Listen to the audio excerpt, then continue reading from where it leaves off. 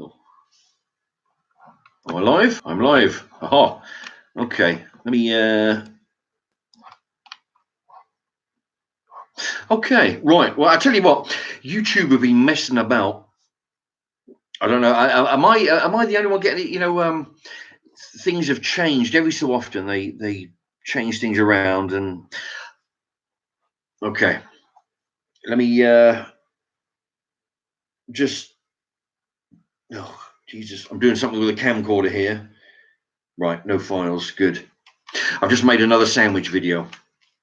Just loaded it, but which you'll be able to see shortly in the next few days. I've got a backlog. I've got a lemonade one. I've got another. I went down to film some ducks down the pond again, so I've got another video with them.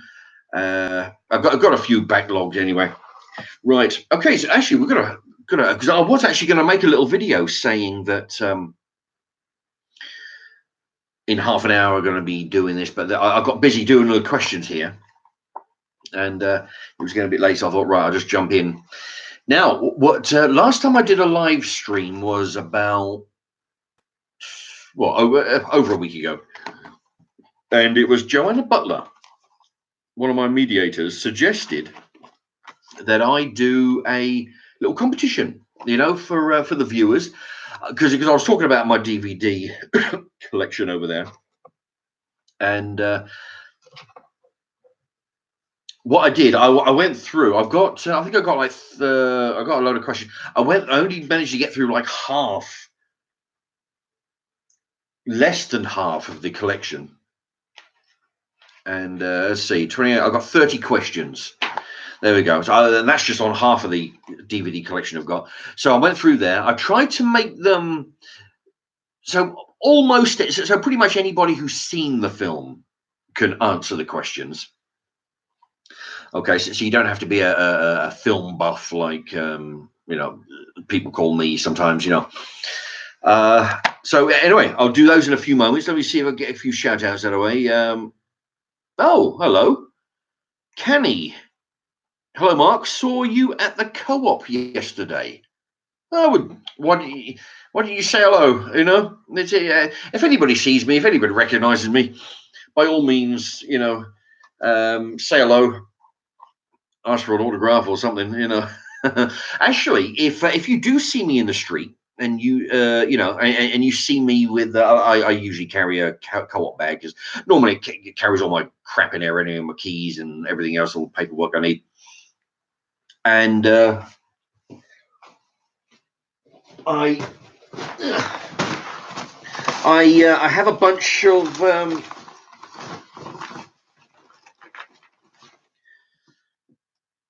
those, which I leave all over the buses and bus shelters and everywhere else that I can leave them. So if somebody recognizes me out in the co-op again,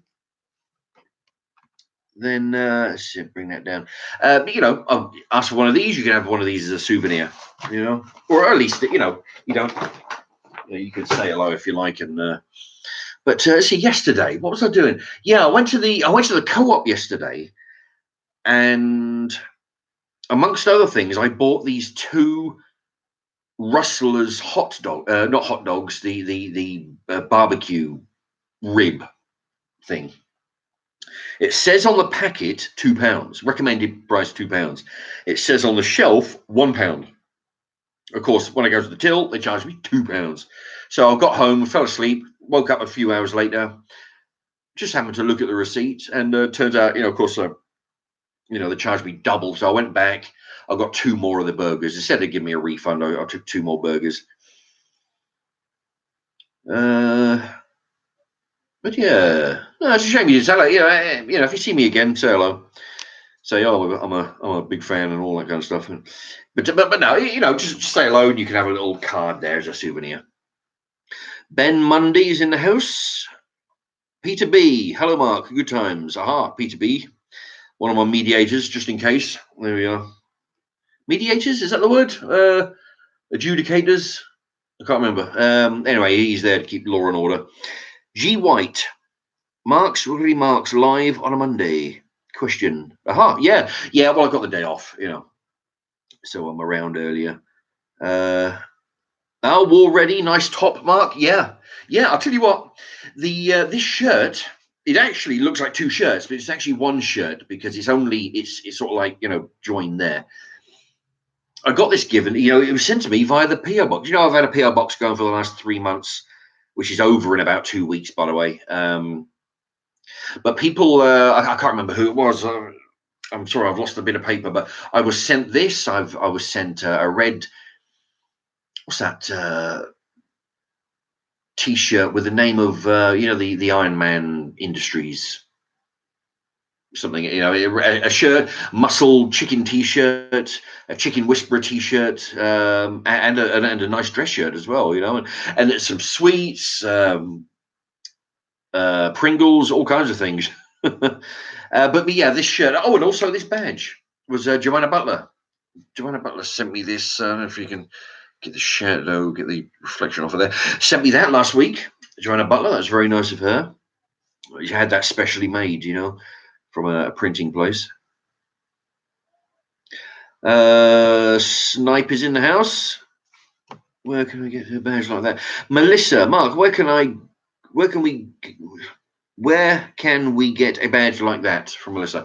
I can't remember the name of the place that she got this from, but I actually looked it up. Because she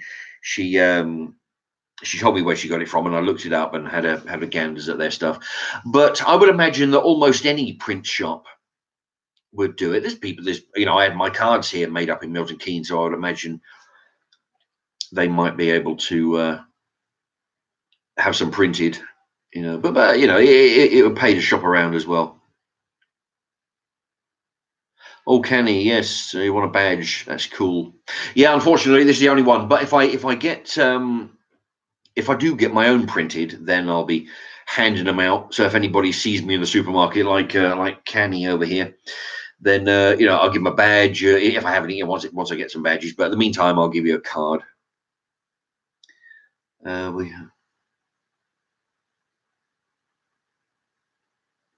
Snipe, why have your videos not been popping up on my recommended recently?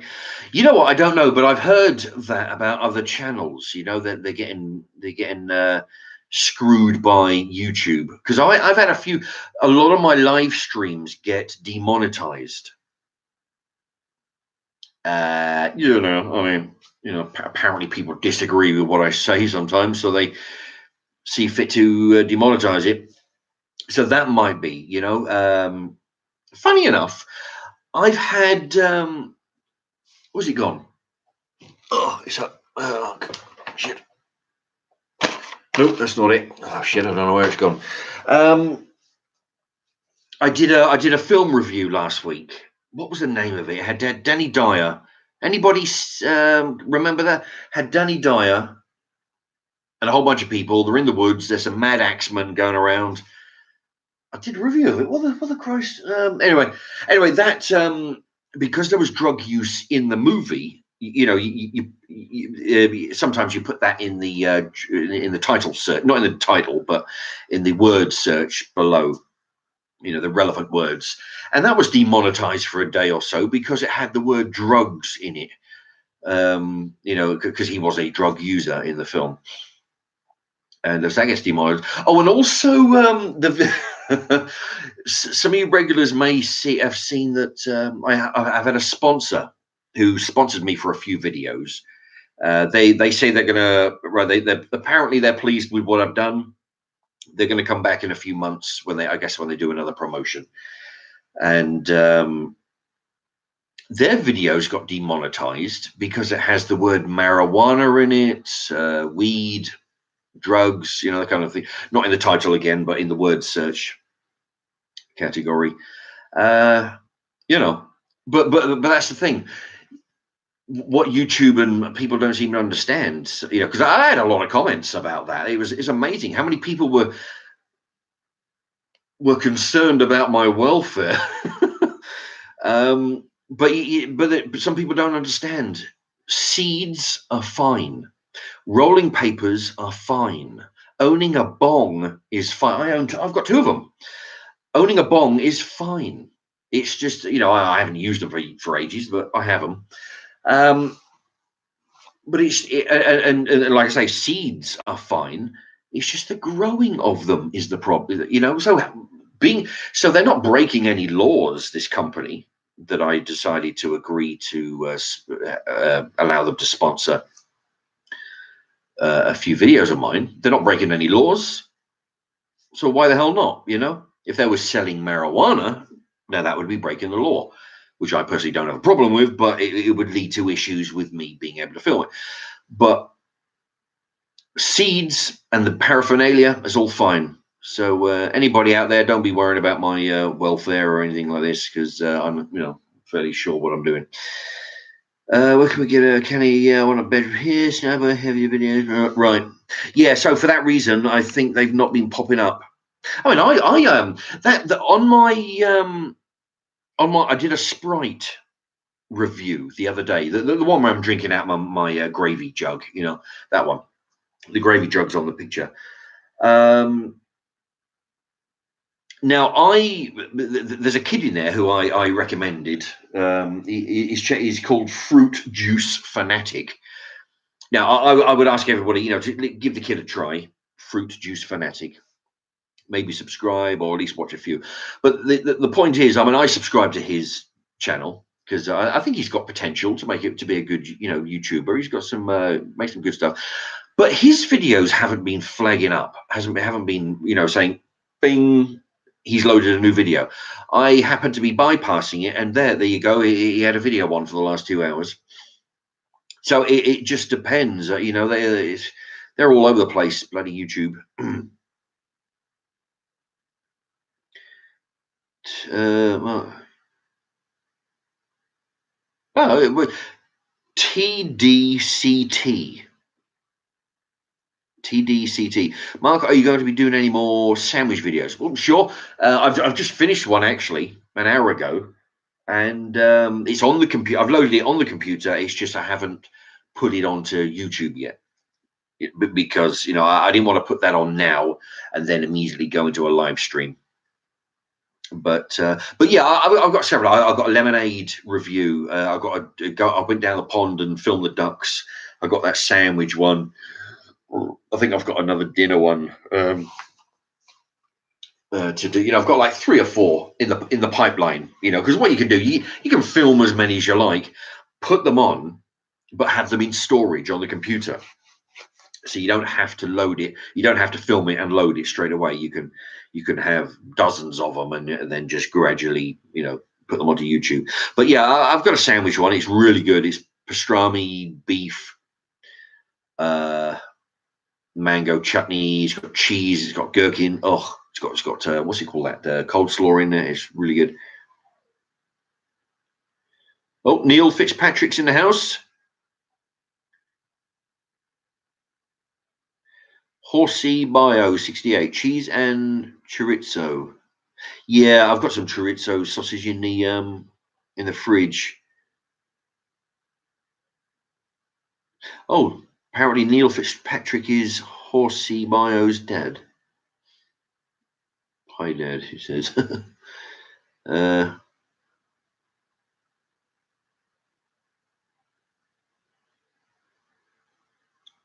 Oh, Allied Air Power. He's young, he's hip, he's urban, with a bunch of GSEs, apparently.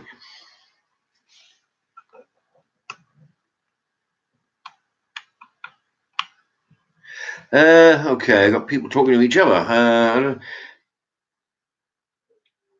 Paul K says, yeah, 15 people watching, but only 3 likes, he says. Yeah, if anybody wants to hit the likes, by all means. It's probably this live stream is probably not going to get out of control, you know, because normally, well, sometimes I get a bit, you know, because people wind me up, right? So sometimes that happens. That won't happen today.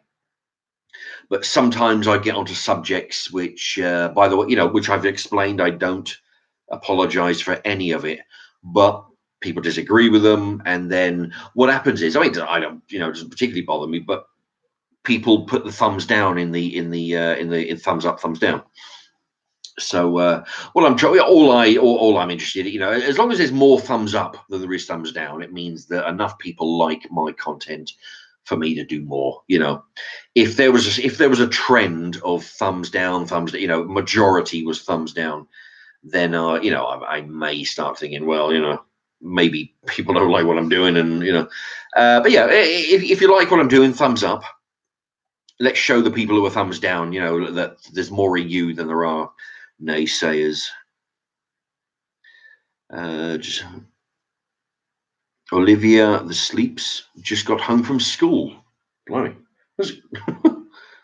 I was going to say, yeah, it's 4 o'clock over here. She says, where here is, I don't know, but I'm guessing that's not England because it's 9 o'clock now. Allied Air Power, what's your favourite horror film? I don't really have a favourite horror film. I'm looking over in my collection over there. I like action. I like thrillers. I'm not really big on horror. I mean, say the Alien franchise. That would be the nearest thing to horror that I like, although it's not really a horror. It's an action, sci-fi thriller. But that's the nearest to horror, I think, that I go to. Although, like I say, it's not a horror. Oh, Olivia the Sleeps is in Florida. Yeah, Florida. Actually, since you're in Florida, if anybody like Olivia Sleeps there's in Florida, or anybody else who's abroad, you've got about a little over. What is it now? It's the 19th, so you got 9 days. If you want to send a postcard on the back of a bit of scrap packaging with a foreign stamp on it, in this case, say American or Spanish or Canadian or wherever the hell you live, for anybody who lives abroad. If you've got about 9 days to send in any postcards, if you want, add to the collection of stamps that I'm trying to build up to buy some poor sod one of them disability dogs. For anybody who don't know, the stamps I'm collecting go to the charity. They sell them to foreigners. The money they use, the money they get, they buy a dog, train the dog, give it to somebody with epilepsy and stuff. All right, so yeah, I mean, if anybody wants to, you've got 9 days. Send all your postcards. Just get a bit of a back of a bit of an old cereal box or a dog biscuit box or something. Just right on there. I'll give you a shout out. Horsey Bio. Actually, it's interesting what you just said there. Horsey Bio 68. Try the new pot noodle sweet chili flavor. Well, I haven't seen it. I'll try and have a look for it. If anybody wants to send me one, great. But I'll have a look in the shop. But on that subject, you know how I drink out of this is my favorite drinking cup, right? It's got a bit flat. I finally got round. I actually got. I rang the customer service number. Oh, actually, this will be interesting. I rang the customer service number, and I asked them for the the promotionals department. And and they gave me the email for the pot noodle. So I wrote to them saying, look, my name's Mark's, from a YouTube channel, Mark's Remarks. If you basically, I'm saying, look, I don't want your money, right? So forget that. I don't want anybody's money. If you want to, I'm talking to this is why I said an email. If you want to promote your product on my channel, I don't want your money. Just send me some items to review. Probably a big box of pot noodles or some shit. All right. Send me any promotional stuff you have, and I will plug your company just like I did with Gorilla Seeds. How I didn't want to. I was mentioning it and sort of pushing their. Letting everybody know about their website in return for the t-shirts and all that stuff that they gave me. And it was let's see. Yeah, I sent off the email to them. So that was today. So hopefully, actually I was going to get everybody to see if they'll write to them and say, look, give Mark's Remarks some promotional stuff. Hey, that'd be good if I can get like couple of hundred people write to pot noodle put the thumbs up for me, saying, look, help Mark out. But hopefully, you never know. So if they do decide to sponsor me on my, Christ almighty, I've been sponsoring them for 2 years now. Every live stream and a lot of my videos, I'm drinking out of the pot noodle thing. So they, at least, they've had 2 years of free advert. So I figure, why not try and hit them up for some free noodles and a lunchbox and a coffee mug or something, anyway, so yeah, there's that. Oh, I tried one of those, those gold. Actually, I'm going to get to the point of this live stream in a minute. But the competition, there is a line. You know how those gold people show up? They're not. They usually have like a market stall or something, or similar, a little marquee thing in the corner of a shopping center. And what do? They buy gold. If you go and buy all your knackered gold, your broken, bracelets and chains, all your, old crap that you found out in the loft, and that, if it's gold or silver, I don't know about other precious metals, I don't know. But if you go to them, they'll give you scrap cash for it. So it's not like when you go to a jeweler's, you pay top dollar for them. Top dollar, you pay full price for them. When you go to these guys, they give you scrap, which is, I don't know what it is, but it's very little, right? It's basically scraps, right? So what they do, they give you scrap money for your old buggered gold, broken chains and stuff, and then they collect it all up and then they sell it to the gold refineries for a profit. The gold refineries melt it down, turn it into new gold rings and bracelets and stuff. That's how that works. Anyway, so I approached him today. I said, look, if you're interested in any, they wasn't, because they figured it wasn't worth them to advertise on my YouTube channel. But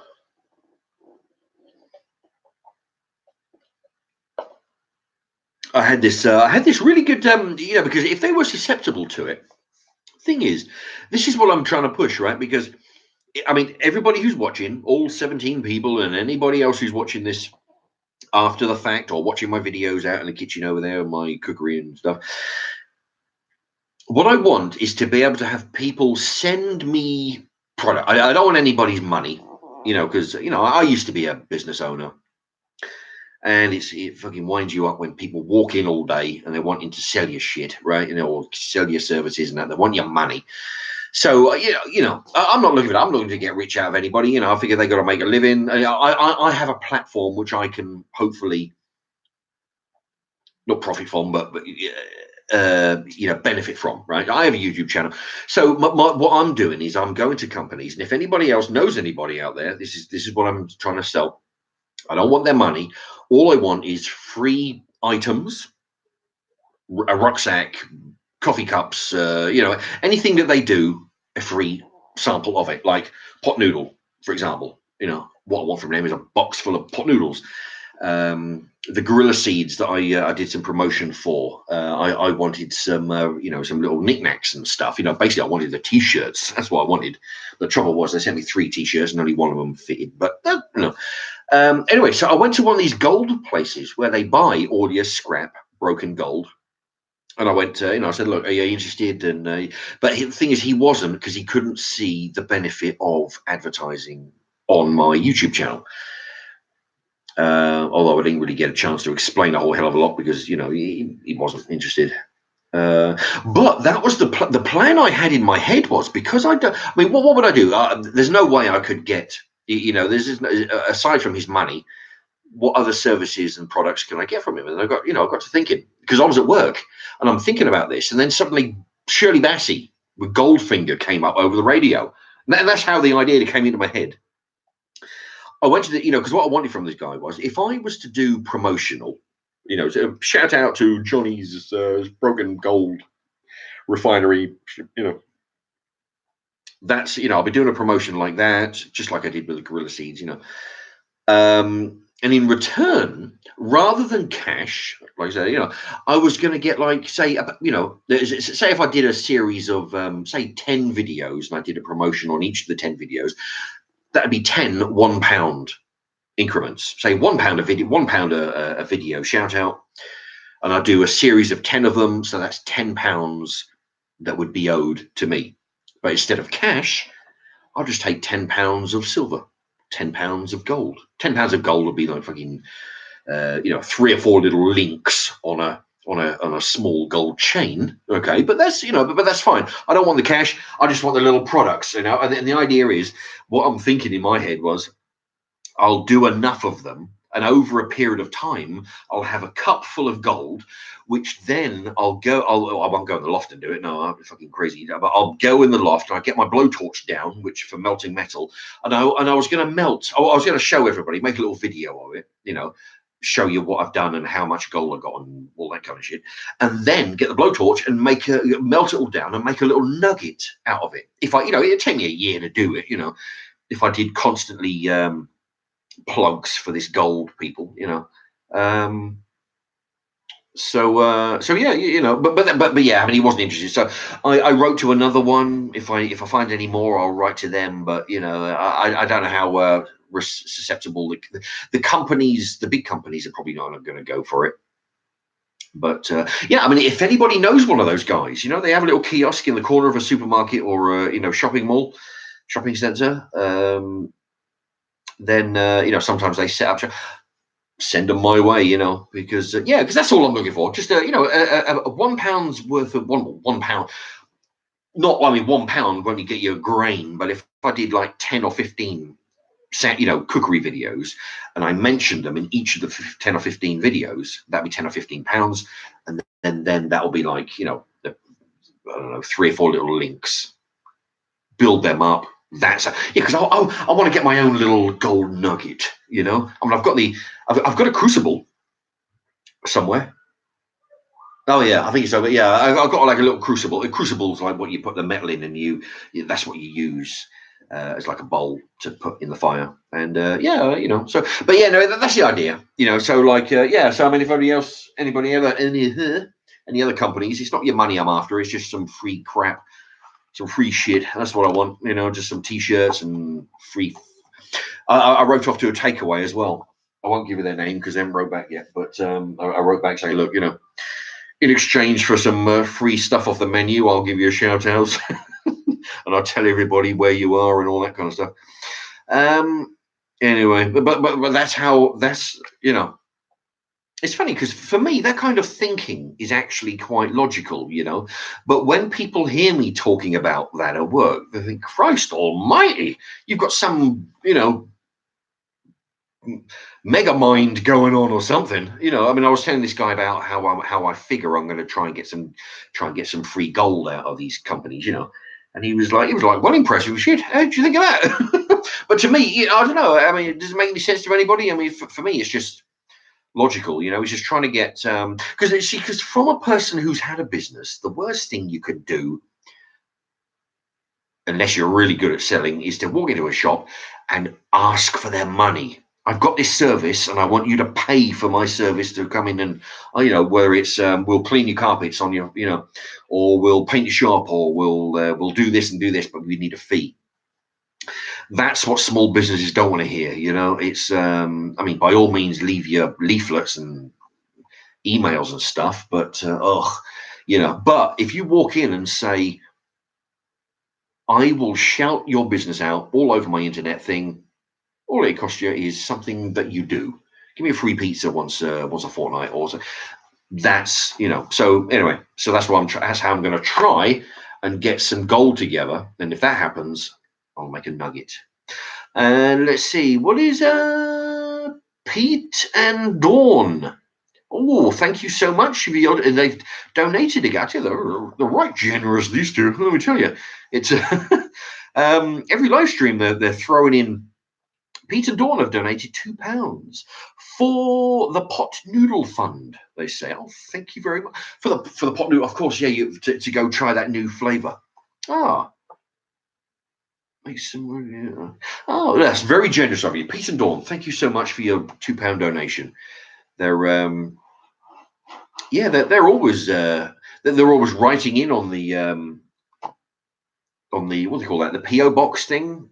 writing, sending stuff and writing messages, and always chipping in on the monetarily and on the comment section. Yeah, peace and dawn. Thank you so much.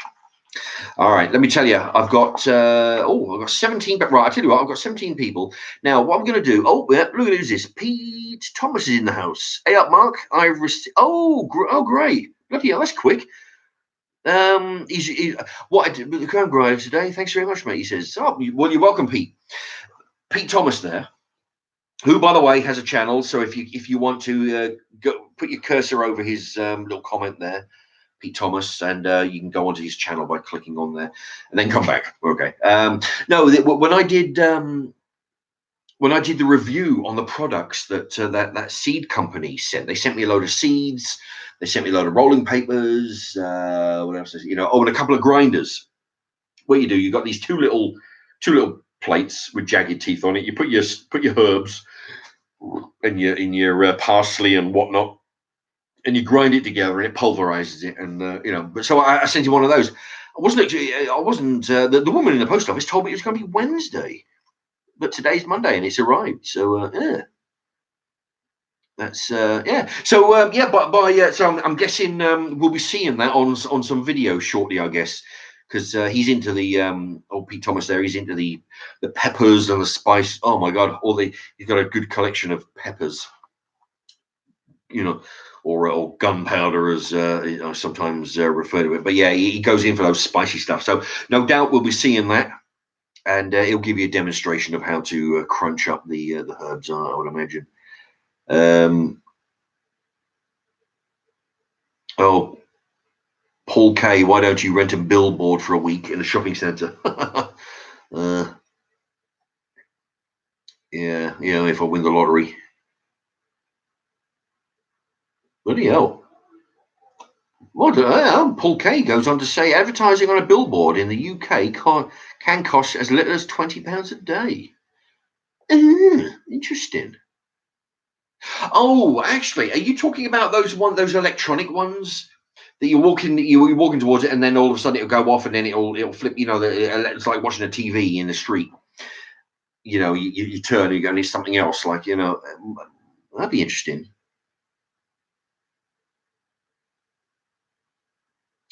Naz050. Hi, Mark. Do you have a website, Twitter? Also, can you explain why the PO box ends? Why? So, well, because why? All right. The thing is, when you go in there, because they charge you a fee, they said they charge you a monthly. It's a shop. Specifically, well, I mean, they send packages in and out and all this kind of stuff, but they got a load of pigeonholes, and what you do is you rent a pigeonhole. My number is 269 at the address on the thing, and you rent it in 1 month, 3 months, 6 months, a year, 5-year increments. Okay, so I've rented it out for 3 months for £75 plus 10 for the key, which I'll get back, plus 10 for administration bullshit, put my name in the computer and stuff. So that's £95. And so basically I've rented it for 3 months. So, and that 3 months is up on the 28th of August. That's why it stops. If I was to if I was to go in there and say, right, I want to rent out another 3 months, I would have to go in there with another 75 quid. And that's how it works, because they rent the PO boxes. So, and what I figure is it'll run out in a week. What I'm going to do is I'm going to let it stop for a little while, but then I've actually gone in there and said to them, like the smart ass I am, I went in. I said, look, I tell you what, my PO box is coming to an end in a couple of weeks. Do you want to give me a free use of a PO box, and I will flog the hell out of your company on my YouTube channel? Every video I will mention your company name, where you are. No, they're not going for it. I spoke to one person. He was quite keen. fairly keen, but apparently it's not up to him. He needs a second vote from the other guy who's off, who's so I don't think I'm going to get anywhere with that. But what can you do? I mean, but he actually said, well, maybe if you the other guy would probably say, oh, we want some money for it. Fuck off, I'm going to be flogging the shit out of your company. All I want is one PO box for a few months, and every video I do, I will tell them this is where you can send your post. And this is the name of the place if you want a PO box or anything. Anyway, but what can you do? So what? If they're not going to give me a free one, fuck them. I'll just go to the corner shop and it'll be a quarter of the distance, 1/10 of the distance to travel. If he goes for it, I'll throw him a tenner a month or whatever, and then that'll be a new PO box. It'll actually be the shop's address. So if that works, But what I'm going to do, once the PO box expires, I'm going to, give it a little bit. So what you can do, everybody, is to keep on collecting your stamps. Your picture stamps and your Queen's Head stamps. If any mail comes through your door and at work, save the stamps, because when I restart the PO box, you can just, then you'll have a big job lot to send in and to kickstart the charity, right? With a load of stamps and. Sorry, I'm reading again. And then, of course, everybody who sends a parcel will get a shout out, for anything they want. And don't forget, anybody who wants a shout out for their business or YouTube channel. If you've got a YouTube channel, for Christ's sake, nobody's sending any postcards saying, "Can you shout out my YouTube?" Christ, there's like 100 million YouTubers out there, but nobody wants a shout out for it. Anyway, I tell you what, look, she's not in, Joanna Butler, but a couple of weeks, last when I did the live stream, she suggested that I do a competition here, just for shits and giggles, right? And so what I've done, I've gone through half of my collection over there, and I've got questions regarding, they're all movie questions. So if everybody's up for it, what I'm going to do, I'll ask the question, give you a short time to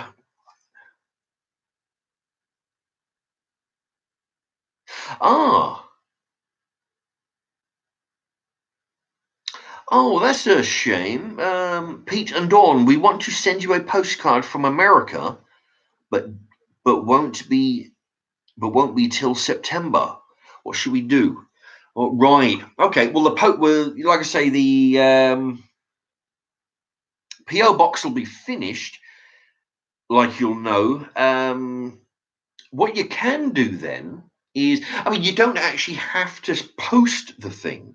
If you just buy the stamp, you could just buy the stamp, put it in an envelope when you get home, bring it home with you, and when I restart the post box, possibly with a different address, you can just send it in. That'd be fine. It doesn't have to go through the postal service. If it does or doesn't, it doesn't make any difference. The mere fact that it's a stamp that will be valuable to a collector means the charity will get their money, whether it's franked or not. It doesn't matter. So if anybody else is going abroad, like Pete and Dawn over here, and when they get back, the PO box is finished, just bring the stamps with you, and you just send them without actually. They don't have to be franked or nothing. So that's what you can do. Just bring them home from America. And that'll be fine. And then post them, once you're here, once the PO box gets up and running. Let's see. Chemotherapy Wig. Hey, Mark. Good to see you live again. Thank you so much. I don't think bigger companies would go for that kind of advertising. No, I don't believe they would. Possibly Pot Noodle, maybe, I don't know, but that gold one, it was just a long shot. I'm just playing the odds. I'm just sending out emails to whoever I find, just throwing the net out there, and because what I'm doing also is writing on the email. If you want an example of what I've done for a company, just type in Mark's Remarks. Oh, that was it. I've typed, I've written it in there. I'll write it on the email. Yeah, I just asked them type in Marks and Marks pastrami chicken cured ham cheese and tomato sandwich. I tell them go onto that. You'll see me do an example of a shout out. Thank you very much. This video is sponsored by, and this is how you get hold of them. Go into the links and you'll see their website. So yeah, I think you're right. The bigger companies don't give a shit about advertising on piss pot little YouTube channels like mine. But the medium to small ones, perhaps, that's why I tried that gold guy today, because I figure he looks like an independent. He's not like because the big companies do it by mail. That's what they do. You send in your stuff by mail, or you buy coins and gold blocks by mail order. Possibly, but that's the thing. You don't know until you try. I mean, it doesn't cost any. It's not like sending a postcard where it's you've got to pay for a stamp. With an email, it's all free. So I mean, just throwing the net out there. Anyway, let's get to this. Let's see, Peter Dawn. Okay, we will do that. Save our American stamps for the next PO box. Thanks for the advice. Sure. Okay, thank you, Peter Dawn. Yeah, just save them up. Okay, right. Look at this. I've been going, Jesus, look at 40 minutes. What I did, I started a conversation. Right, so everybody, get your thinking caps on. What I do, I'll ask the question. And they're kind of easy. If you've seen the film, you probably know the answers. The first one to come in with the answer, what I'll do, I'll put their name down and I'll do a tally system there. So it'll be Joe Blogs 1. And then if he gets it, and then at the end of it, we'll see who, it's just a bit of fun. No, G White. No, I don't want to try a vegan kebab. No, it's meat all the way. I need meat. I'm a carnivore. Okay. All right, here we go. Everybody ready? Okay. Oh, here we go. Who was the leading man in the African Queen movie? Anybody? It's a black and white movie. I actually have a copy of it. It's one of those that were in free in the newspaper. Thank you, Pete Thomas.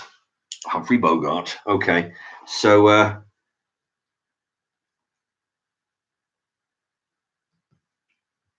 what I'll do, like that, I'll put Pete Thomas 1. So the next, so if him or whoever gets one next, the next answer, they'll get it. So I'll do a tally system.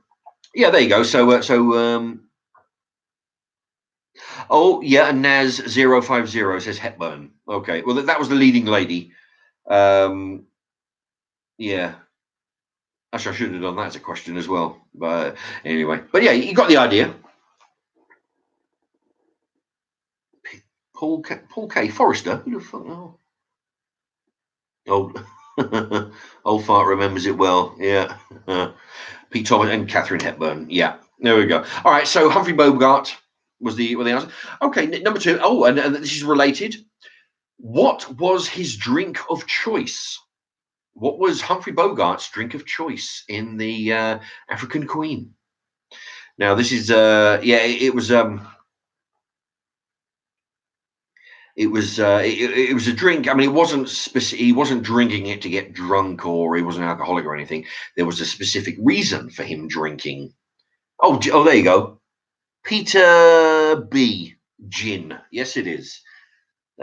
Pete Thomas says rum. No, I believe that's gin. Milk. Jeez. All right, Peter B. Gin.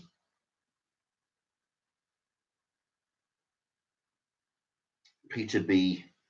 Yep. So Pete Thomas and Peter B are neck and neck. Paul K says Scotch. Pete Thomas, Mother's Ruin gin. Yes, that's right. Yeah, basically, apparently, what he done, he got a cup of swamp water, 50-50 mixed swamp water and gin. Apparently, that anyway. Now I've actually got this film as well. This is why I used all my collection as the. In actual fact, I've just made up a second question to go for this one. But in the movie,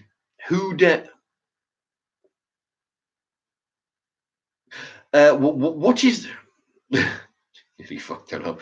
What is the motto for the SAS? Anybody? What is the motto for the SAS?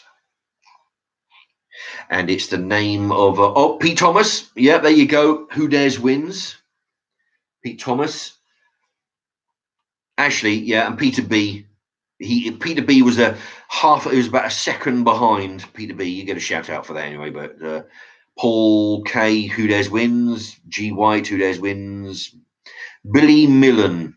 Yep, a whole lot. You got it right. Pete Thomas was correct. He was the first one though. Now that was let's see, what was that? What's the motto of SAS? Who Dares Wins. As a bonus question, who is the lead man in the movie Who Dares Wins? If nobody gets it, it's a bit of it's just the one I've just thought of just now. But if nobody gets it, I'll give you another clue. Who was the lead man in Who Dares Wins? He was the leader of the SAS. Oh, there you go. Oh, bloody hell, look at that. Pete Thomas again. Lewis Collins. Oh yeah, Naz 50. Yeah, that was Hepburn's line. Yeah, but yeah, Pete Thomas is dead now. Lewis Collins. Bloody hell. I didn't know. I didn't know you were such a film buff, Pete. There you go. Something new we've learned. Paul K. Yeah, Lewis Collins. Okay, so there you go. So yeah, you got the idea now. So we got Pete Thomas. I tell you, it's going to be. Let's see. Paul K. Love the film. Yeah, I tell you, I haven't watched it in a long time, but it's really good. You know, I've got it on there. You know, it's one of those free newspaper ones. What friend actor was in the film Lost in Space? What Friends actor was in the film Lost in Space? Oh, very good. Matt LeBlanc was that was chemotherapy wig. Right, I'm going to have to get a spelling for this. Right, Chem OTH therapy.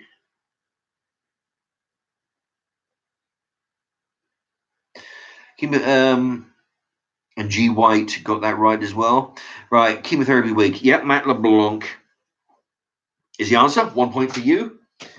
Let's see. Yeah, G White got in there. June Lockhart. Naz 5050. Naz. I think you're thinking, is that the name of that little girl? That might be her, but anyway, no, it's the Friends. Anyway, the friend, you know, the TV show Friends. Okay, so let's have a look. This is getting this is okay. It's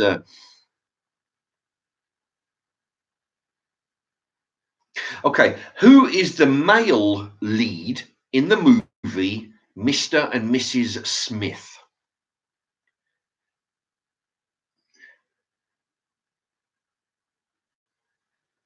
Oh yeah, yeah, David Schwimmer.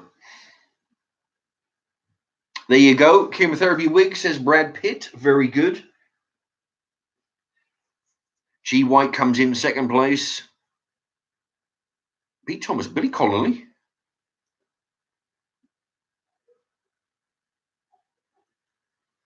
Oh, wait a minute. Are you, Pete, are you thinking of the Billy Connolly one where he's the butler to the Queen? I'm not sure that's Mr. and Mrs. Smith. It may be something, Mrs. Brown. Yeah, I thought it was, I knew there was Mr. something, Mr. Brown. Okay.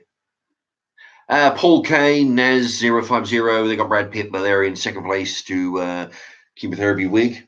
Yep, he's with 2. Okay, now, who is the female lead in the movie Mr. and Mrs. Smith?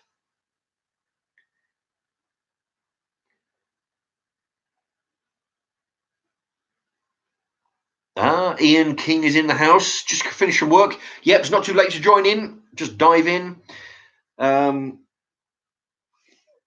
the moment, we've got Pete Thomas with 3, Peter B with 1, chemotherapy wig with 2. So Ian King, it's not too late to jump in. You might,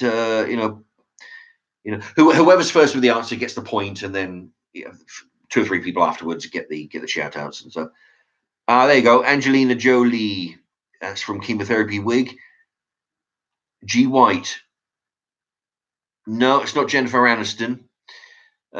Pete Thomas. Actually, let me just give Chemotherapy Wig his point. Pete Thomas, Angelina Jolie, Paul Kaye, his real wife. Yeah, I'm not sure if they're married now, but at the time I think they were. G. White, Jolie, Naz 50 Jolie. Joanna Butler. you're just in time. And Pete and Dawn say Angelina Jolie. There you go. Joanna Butler, I'm doing your quiz that you suggested last time around. There you go. If you want to join in, anybody can join in. Whoever gets the first answer right in the comments gets a point. A couple of people after that gets a shout out. But it's not too late to join in. It's anybody's game, really, because, I mean, we got Pete Thomas at 3, Peter B at 1, and Chemotherapy Wig at 3. So, I mean, anybody's game. I've got 30 questions altogether. So, I mean, if anybody wants to join in and opt in and opt out. Okay. All right. Oh, and also, right, so we've got Mr. and Mrs. Smith, Brad Pitt, Angelina Jolie. Question: what was their profession? There you go. Actually, I was kind of worried. Some of these questions, I figured, maybe a lot of people might not get them, and it's sort of like depends. But people seem to be getting them. What was their profession? Angelina Jolie and Brad Pitt in the movie Mr. and Mrs. Smith.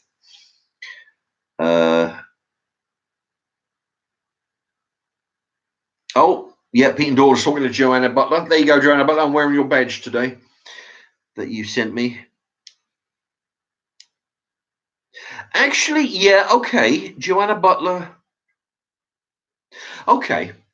You know what? I'm going to give Joanna Butler a point for that, but I'll give somebody a point who can elaborate on that. She says spies.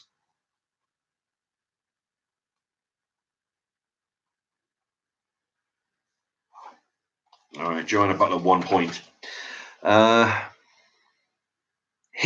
and woman. Thank you, Pete Thomas. There you go. They were hitman. I've got down assassins, but yeah, Pete Thomas is right. Hitman and woman. So that's Pete Thomas in the lead with 4 points. Joanna Butler, spies. Paul Kaye, assassins. Pete and Dawn, hitmen.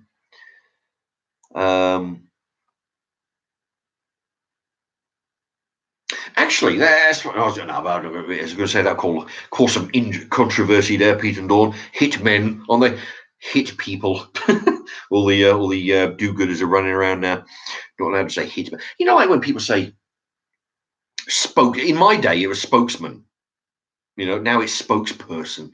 Anyway, I don't care. But yeah, hitman is right from Pete and Dawn, or spies. As here, Yosef, I want to donate.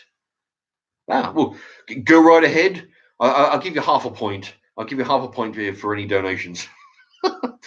Whole point for big ones. All right, no, I'm just kidding. But yeah, no, go ahead. You'll get a shout out. Anybody who does. That's from As here, Yosef. Yes, I'm okay, Joanna. Thank you very much. And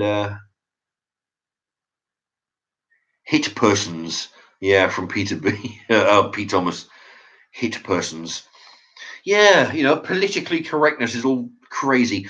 I don't even go for any of that shit. For me, it's hitmen, spokesmen, workmen. Pete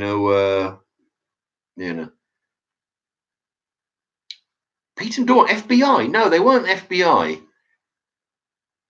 No, they were. No, they're working for the government, I think, but as hitmen. But yes, actually, Joanna Butler. You know what?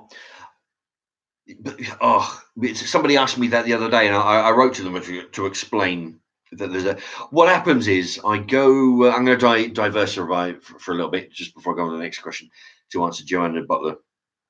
For the last few weeks, I've been going to charity. Oh, all right, fuck it. I've given it away. All right, I've just said charities. All right. what it was, I was actually going on the live stream. I mentioned, I said, well, I'm going to make a special video because I was planning on spending 40 quid on some stuff and taking it down to the homeless charity. They have this big bus and they let people stay there and they cook them dinners and stuff and whatnot. Anyway, I go in and I say, you know what? I've got £40 that to donate. And they're like, oh, thanks very much. Fucking great. And I said, right, well, the thing is, before I bring it round, all right, my subscribers, and which the good thing is, right, the subscribers who donated didn't even know what it was. All they knew it was going to be a special video, all right? But they were kind enough to donate just knowing that it was going to be a special video. Anyways, but they donated. So I said to the guys, look, the thing is, because my subscribers have donated the money for this, because and then of course, they're going to buy that stuff, and then I was going to double it, add £40 to it. But I said, look, because they've donated the first 40 quid, I'm going to have, let me make a video of it, so then I can show them where their money's gone. And they're like, ooh. Well, the thing is, there's kind of like an invasion of privacy. And I said, well, no, we're not going to go in the bus. We're going to be filming it from the car park. All I need is one of you guys to stand there. I'll ask you a question. What do you do with the money? How do people donate? How do you help people? What facilities do you do? They said, oh, no, invasion of privacy and all this. And I'm trying to explain it. Well, your whole compound is under surveillance cameras. It says on the banner outside. You wouldn't have it, right? So then I had to come again on the following week to try and speak to the boss. The boss wasn't there. Two other guys were there, and they were less than useful. They were saying, "Oh yeah, well that's great, but you're going to have to, phone them." So I phoned up the boss the next day, asked them to, they took my detail. That they didn't bother returning my calls. Anyway, so then I thought, bugger them. I'll go instead of the homeless charity people on the bus. I'll go to this is going to be a long fucking story, right? But I went to the Salvation Army. Went there. Their doors were shut, middle of the afternoon. There's nobody in. I'm ringing the phone number on the door, and it's actually the phone number for the office inside, so I can hear it ringing, but nobody's there. That was a washout. Then I'm going through the internet, and I'm trying to find all these charities. I find another Salvation Army in a housing estate called Fishermead here in Milton Keynes. I ring them up, finally get through. Turns out everybody's on holiday. What the fuck, right? Everybody's on holiday. So, well, they said, right, I tell you what, why don't you phone the other the other House Salvation Army charity we have down the road? And I said, right, fine. Rang them up, got through. The woman said that she would, because I told her about all the stuff that I bought. I've already bought it. It's in a fucking box over here. I've bought shampoo. I'll tell you what I bought with your £40. Well, the subscribers £40 is I bought shaving foam, shaving blades, 60 of them, plus a pack of 10 that I got donated, right? Liquid soap, bars of soap, toothpaste, toothbrushes. There's like 25 brushes. Was it the shampoo? There's laundry powder. There's 8 different products. And anyway, so I rang her up. She seemed very receptive. She said, right, well, that's all good. Yep, that's all great. But you have to put it in an email to me because I'll agree with it over the phone. That's all great. Just put it in an email, sent to there. She's writing back. Then when I wrote the email to her, she writes back saying, okay, the next day, right, okay, we're just going on a holiday for, our annual leave. We're back at the end of the week. Oh, for fuck, So that's another week, fucking till they come back. Now I've wrote to them. I said, look, I've got a few days off. I can either, this is today, I can come in today or I can come in tomorrow. After that, it's going to be several days before I can come over, and I'm waiting on a reply. So to answer your question, Joanna, sorry, I'm missing everybody's, so to answer your question is I've been working, and I'll tell you what, it is fucking difficult to give stuff away to charities. It is unbelievably difficult because one, oh yeah, we'll have it, but as soon as I don't. If they want, thing is, if you give them cash, oh yeah, they'll have that. If you walk in there with a box of stuff, they might say, well, okay, well, all right, we'll have that. Anything else, they need permission, and then they're in no big hurry or any kind of they're in no mood to be helping you get the permission, considering that you're trying to donate stuff. And I'm not about to go in there and give them fucking £40 cash. You don't know where that's going to go. Right? It's going to go on somebody's fucking booze and cigarettes for the week, right? But if you go in there with a box of stuff, at least you've got a fairly good chance. It's going to go to where it's supposed to be. It's like when you give money to the African charities and that. There's always somebody skimming cash off the top, right? I'm not saying they're all thieving fuckers, but I'm not about to go in there and give them cash, right? I'll go in there. I went in there and asked them, "What do you need?" And I'll go buy it and I'll come back. So that's what I've been doing. I've been chasing the homeless people, trying to get fucking permission for that. Been chasing the Salvation Army. They're not answering the phone, not answering the doors. The other Salvation Army, they're all on holiday, and the third Salvation Army, they agree with it. I'm just waiting for them to come back and arrange a day that I can come in and because they've agreed that I can come in. All I want to do is stand there with a camera, right, and say, okay, we're over at the charity stuff, this person here, and I would say to them, what are you going to do with the money? How do we donate? Can we just walk in off the street and donate some stuff? What do you need? How do we get the stuff you need to you? And some other stuff. What do you do? How do you help people? This kind of thing. 3-4 minutes, 5 minutes. And then I've got something to show you that one will be interesting for you to see, possibly, because it's different than the usual videos that I do. And I'm fucking waffling on like crazy here. And two, it will be something for the people who donated. I've still got a bit of paper in my trousers over there. So I've got the list of people who donated, because I was getting ready to actually there's one person who donated 30 of the £40. I was actually going to write to that person and say, look, it's all gone to shit.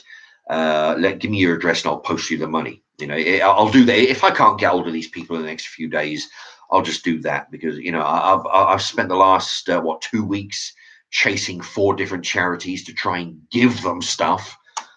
And I've told them, I said, look, there's £40 that's been donated and I bought a load of cleaning products with it. All right. But also, I will match that. I'll go to the shop and buy £40 worth of food. So that's £80 worth of stuff we want to give to you. All we want to do is have somebody on camera saying, what are you going to do with this stuff?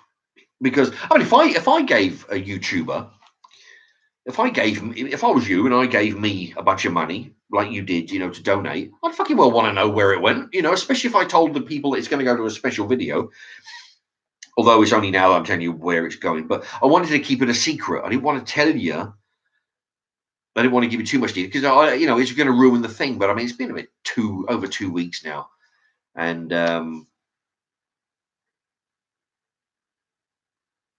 how's Yosef? Yeah, this guy's Well, if you don't like the waffling, you can, you don't have to listen to it.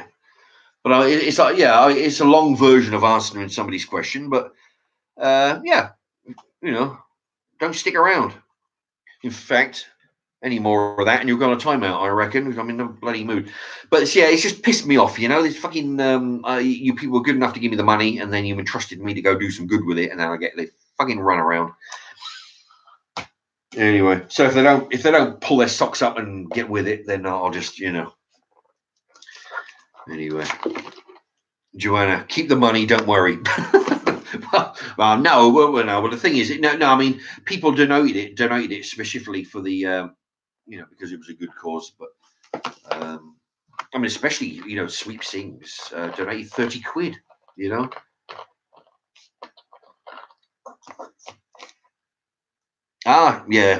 Thank you, Joanna Butler. Yeah. Giving what's his name, Yosef a timeout. Yeah, cheeky Git. He was saying I'm waffling, which I am, but yeah, I mean, I don't want to be told I am. Anyway, good job, Joanna. Anybody gets out of order, just give them a heap hope. We'll give them a timeout on it. Okay.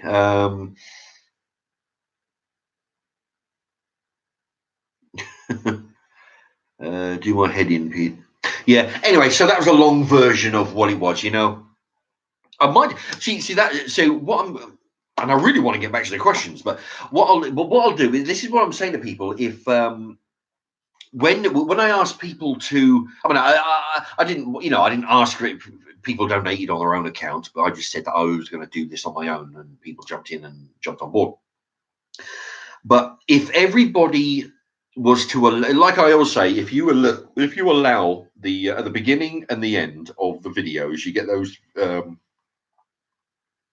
adverts. Every once in a while, the money for that, I could do this again sometime, but it just means collecting up a bunch of money. So if you want to help, just let the ads play. I'm not saying that every penny will go to the doing some good causes, but because some of it I need to, that's how to keep the channel making some videos together. But I can do the video like that again, as long as people sort of let the ads play and let the things build up. Once in a while, I can do a different type of video. Might go down to the chicken orphanage and donate some mealworms, or do some something.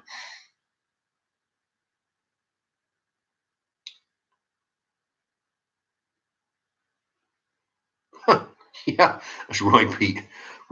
Unicorn poop or rocking horse shit is I know it is. Anyway, okay, so right, they were assassins. Who played? Oh, okay, right. Here we go. Everybody ready? Here we go with the next question. Who played Schindler in the movie Schindler's List?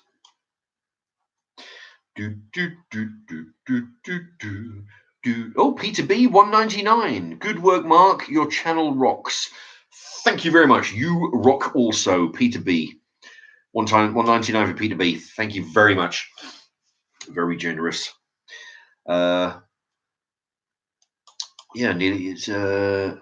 If anybody wants to do that, you can always write a little message. If anybody's, from somebody's birthday or whatever else you want me to read out, it's all good. So yeah, Peter B started along Pete and Dawn starting the ball rolling. Oh, there you go. Pete Thomas, it says Liam Neeson. Yes, indeedio. In fact, a bonus point. Yes, indeedio. Where there's a TV show that line was in. It just occurred to me. It's a very obscure reference, but actually, let me just Pete Thomas. There was it was a TV show, and the guy was saying, "Well, why don't you leave a message on the answer machine?" Said, oh, no way! The last time I used the answer machine, I ended up using the word "yes, indeedio," and so sometimes I say that "yes, indeedio." So anyone can have a point if they know that one. All right. So, but Pete Thomas says Liam Neeson. Naz50 says Lily James. What the hell? Who played Schindler in Schindler's List? No, it wasn't Lily James. It was G. White. Friends. Exactly. Bloody hell. Okay. All right. So that's G. White is on the board with 1 point. Yeah, it was. Very good. G. White. That was a Friends reference. Somebody was talking to Chandler about making a voice message on the phone on the answer machine, and he said, why don't you, said, no way, last time I did, I ended up, he mentioned it, said, leave a message, yes, indeed, so I always remember it was Chandler on Friends said that. That's very good. G. White is on the board with that one. I guess a point. I wasn't sure anybody was going to get that. All right, so who plays Schindler's List? Yeah, that was Pete. Did I put? Yeah, I put Pete Thomas's point down. Now on it was in the same film. What object did the camp inmates give Schindler as he was making his escape? He's gathered out in the courtyard. There's like 500 of these camp inmates. all hanging around, and then, of course he's dressed as an inmate, and he's going to get into the car. Pete and Dawn, wire cutters. Oh dear. But they gave him an object as he was just about getting to the car. Pete Thomas, a diary? No. No. Anybody else? Before I might have to come up with a clue. Okay, what object? This is on the Schindler's List question. What object did the camp inmates, plural, give Schindler as he was making his escape? Now, Peter B. Yeah, there you go. Peter B. It was a gold ring. Peter B. Thank you very much. Gold ring. That's another point for you. Pete Thomas, a picture file. Joanna Butler, a dildo. Jesus, this is shocking, Joanna. For a bonus point, what did he do with the ring? What mishap did he do with the ring for a point? Anybody? First one in. He had a mishap with the ring. Peter B. Yeah, it was made with the inmates' gold fillings. Peter B. gold ring. But when they gave him the ring, he's reading the inscription.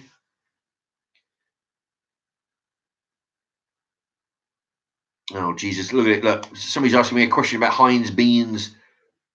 Kuar Hekim. Well, I like Heinz beans, but I don't like paying the price of Heinz beans. I always buy shop brand. I buy the Co-op or whatever shop I happen to be in, Tesco shop brand. Anybody? Right, he was given the gold ring as a thank you. He's reading the inscription. He's just about to put it on his finger, and Peter B says he drops it. Thank you, Peter B. Yep, he dropped the ring on the floor. That was the mishap. That was just a bonus question. What I've done, yeah, because sometimes I think of a bonus question in between the. Now this one, I'll tell you what. I'll rearrange this question. There was a movie called Outland. It was set in outer space on a space station. Who was the lead character? Who was the lead man?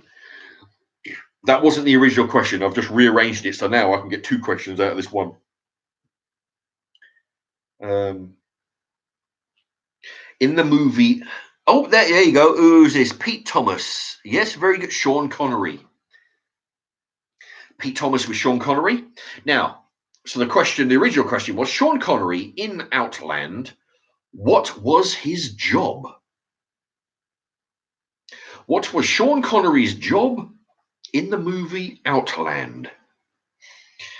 Anybody? It is a classic. I'll tell you what, anybody who you really need to watch the movie, anybody who hasn't, it was billed as High Noon in Space. Exactly. And funny enough, I was watching a John Wayne interview where that film came up, High Noon, and it was talking about the High Noon in the interview. Pete Thomas, he was a cop. Yes, he was. I got player sheriff / policeman. So that's Pete Thomas with another point. Anybody, keep on coming in. It's not over yet. It is. In fact, let's see, 3.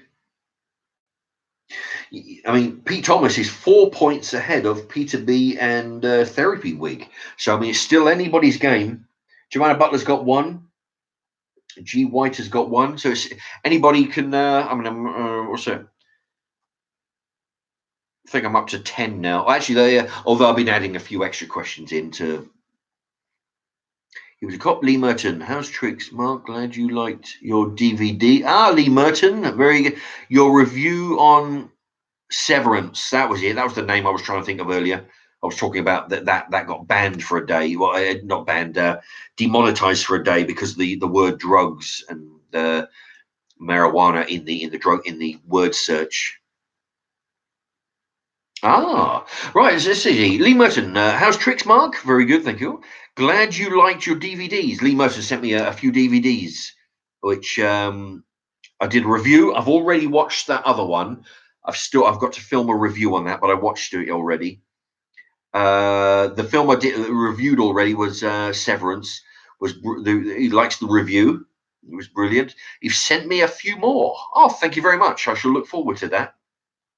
I shall. Let me get a few DVDs in the post from people. They've been very, very generous. So what I'll do, yeah, I'm getting through those. I've still got Escobar. Still got Escobar to go through. That's from it's from Peter B, who's already in the points thing. Peter B sent me that the other day. Any road, but yes, that's yeah. I should look out for those. In fact, I've got the day off tomorrow, so I'll whip down the. I don't know when he was sent, but I'll go down the post office post box place and check out the if there's any fan mail and stuff.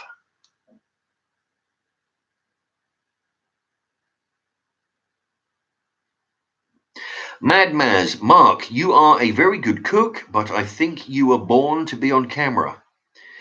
You are very natural and don't look nervous.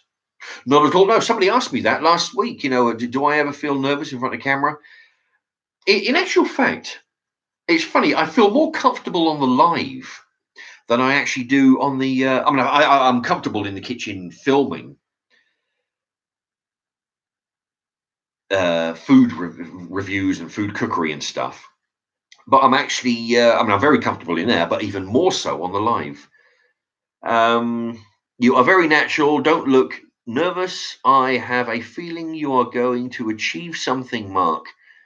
Have you ever done stand up? No, I haven't. But thank you. Yeah, I mean, I'm all sort of joking that if anybody's out there in the television land who knows anybody who can get me on the telly, get my little old cookery thing going. Like a TVAM, you got some fairy up in the corner there doing his cookery bit off the side. I could do a better job than most of those. Have I ever done stand up? No. The funny thing is,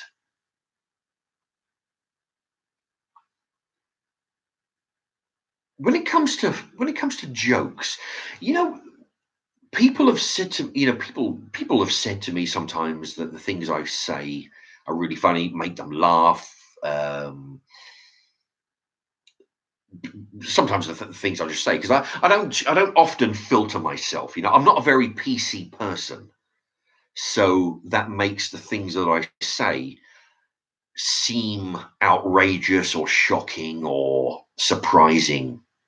I don't think so, but it's just the fact that they're not used to it because they're used to people being so careful about what they say. But I'll tell you, the truth is, when I actually when I think of something, and I think, right, I'm going to put that in a sentence that's going to kill, right? I'm going to say that, and it's going to get a big laugh. Nothing, right? Fuck me. You know what? That was not funny. Come on, that was funny. Get nothing. But when I just talk naturally, and I just make a comment of something that's going on, and I just talk the way I normally would, that's when people find it funny. It's really strange. When I deliberately try to throw in a gag, it very rarely gets anywhere. It's I'm the only one in the room that actually thinks that's funny when I deliberately try to be funny. But when I'm just saying stuff, is as he is. Well, I don't even want to shout out his name. It looks like he's been out of order. He's getting a lot of his stuff deleted.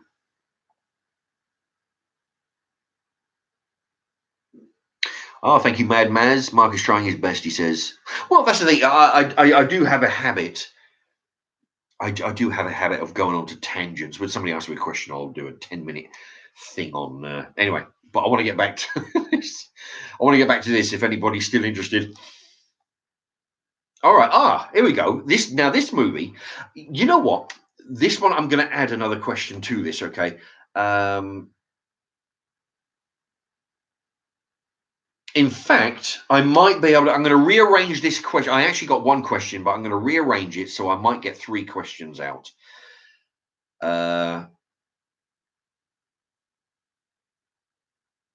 There was a film where everybody, in fact, it was where Will Smith, he was the was it the shit, I don't know, he's stranded on his in the city. That is kind of a remake of an early film back in the hippie days about a man in a city. The whole city's all died, all turned to zombies.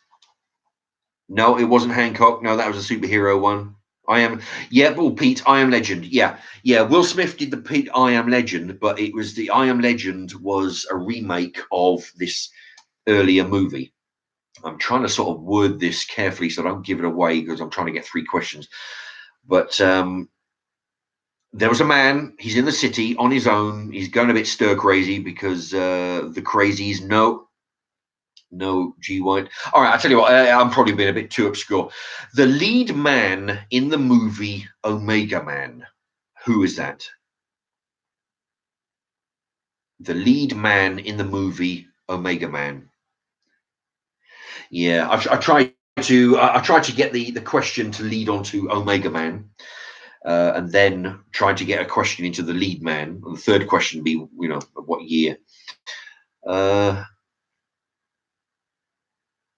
Okay, so anybody know the lead actor in the movie Omega Man?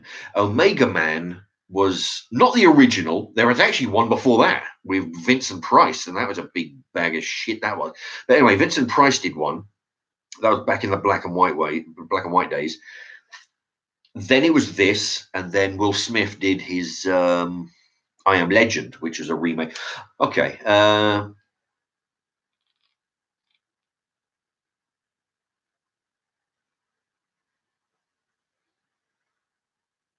Okay, Peter B.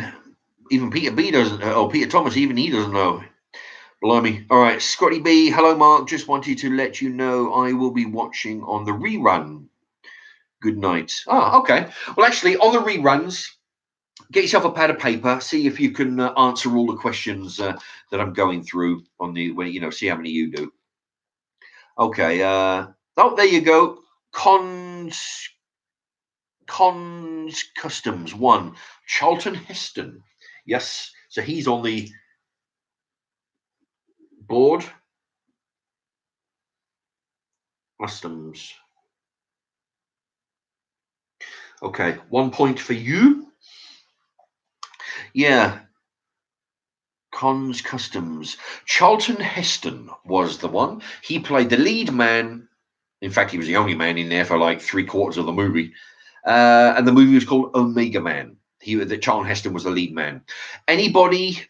In fact, I was going to, as a bonus question, can anybody say what year that was? But I mean, I guess nobody will because nobody really knows the Naz 050. Andrew Lincoln. Why the fuck? What are you pulling names out of your ass over here? Like, it's no, I don't know who Andrew Lincoln was, but he wasn't. No, Charlton Heston was the. Lee Merton. There you go. Did you look on that on Google or something? Anyway, Charlton Heston, Martin. 1971 is correct. Okay. Lee Merton gets 1 point. There you go. 1971 is the answer.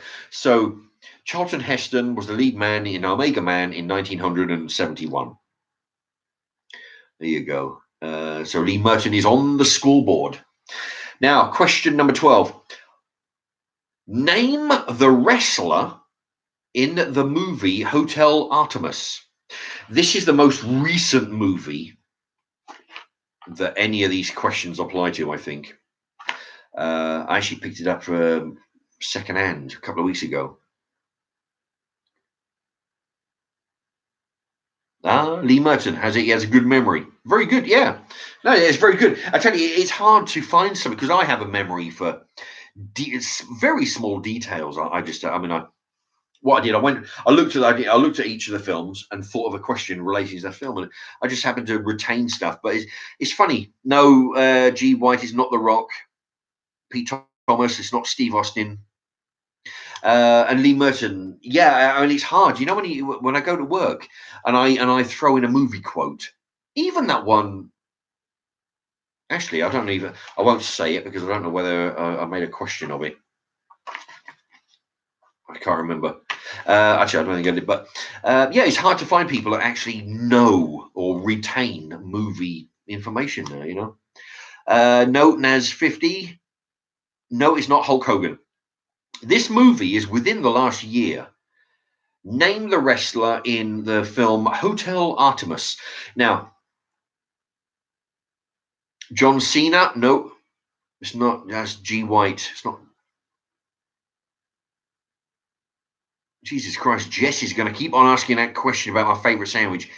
I reckon fish, chicken and bacon. I reckon, or basically a mix of 2 or 3 different meats. I like putting chicken with beef with bacon. You know, 3 meats with some kind of sauce. That's for Jess. No, it's not the Undertaker. Naz 050. Batista. Thank you. That was for Cons Customs again. Batista. Saw it the other day. Yes, indeed. It is a Batista. So you have 2 points now. Jess. Yep. Well, you're welcome, Jess. There you go. All right. That was, in fact, for a bonus point, anybody, although there only seems to be one person who knows it, who was the lead woman in Hotel Artemis? Anybody? So you got the Dave Batista was the wrestler who was in Hotel Artemis. He was the the henchman or the orderly, and the woman was the head nurse. In fact, she was the only nurse in there.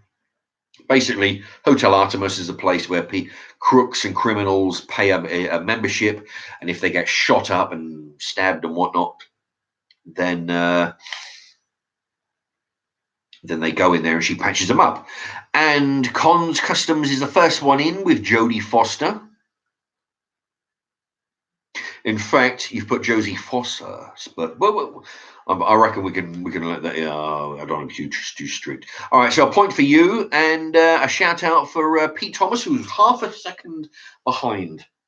Okay, so Cons Customs gets 1. Oh, you're catching up with everybody. Pete Thomas has got 7. Peter B with 3. Chemotherapy Wig with 3. Cons Customs. Am I pronouncing that Cons Customs with 3? Pete and Dawn. Jodie Foster. Yes. Yeah. So we've got a few people in there. Okay. Yeah, it's actually it wasn't as good as I actually thought it was. You know, thing is, I mean, you people that have seen this, I'll ask the question. Maybe you can answer. You know how she's watching? There's a policewoman got shot up in the street, and she's out there dying. And Jodie Foster wants the Joe Batista to go out there and get her because Jodie Foster's got a leaving the house kind of phobia. Anyway, but the policewoman's dying. Jodie Foster knows this police officer woman. And she brings her in, patches her up, looks after her, makes sure the other criminals don't see her. But as far as I can understand, it's not established. It's obvious that they know each other. Jodie Foster knows the policewoman. The policewoman knows Jodie Foster from somewhere. But what is their connection? I don't think the movie actually showed us. How the fuck do they know each other? It's just one of those little loopholes, I think, that they missed out, which they needed to show. It doesn't make any sodding sense.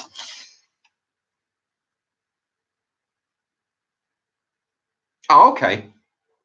I've actually got a question here, but what I'll do is I've got 2 questions regarding this, but I'll turn it into 3. Okay. In fact, I've got to rearrange this question. The film Waterworld. Who are the 2 male leads. You've got the good guy, you've got the bad guy. Who are the two male leads in Waterworld? Okay, so you got one good guy who's kind of a half fish man. You got the other guy who's the baddie. Who shit? What's his name? I can't. There you go. Pete and Dawn. Kevin Costner is one of them. Yes. Have I got you right?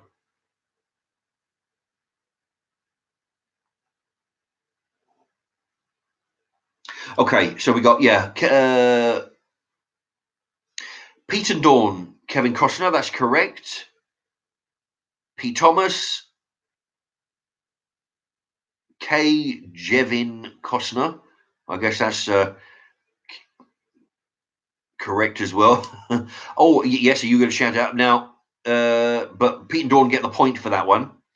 And also the other lead character was Cons Customs, whose ads, aside from Kevin Costner, Dennis Hopper. Yes, and that's it. That's good. Okay, so that's Cons. Oh, look at that.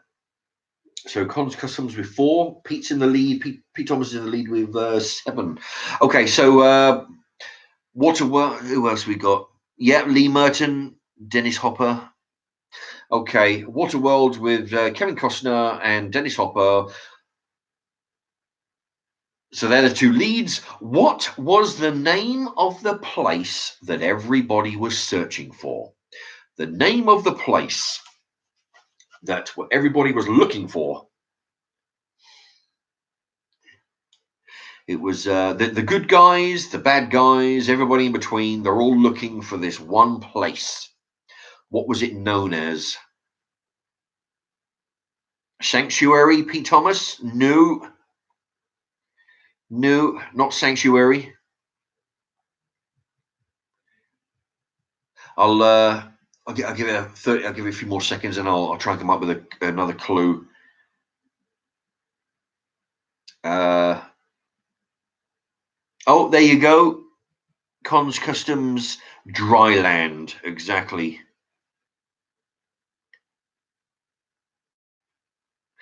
Actually, and Pete Thomas Dryland. All right, but there you go.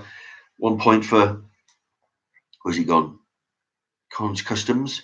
Naz050 Exxon Valdez. That's a good answer, only it's wrong for this particular question. But you are right. It is the name of the ship that Dennis Hopper and all his gang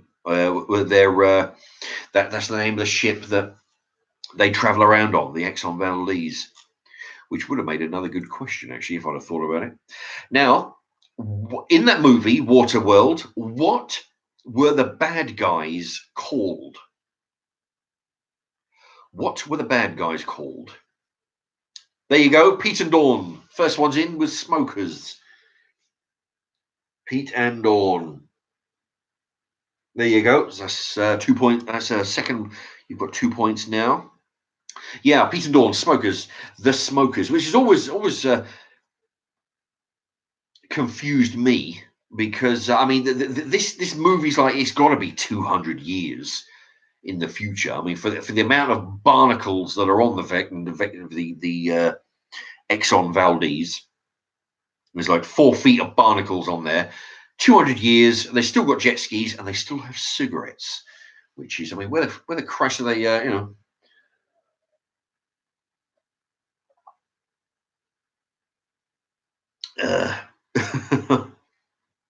All right.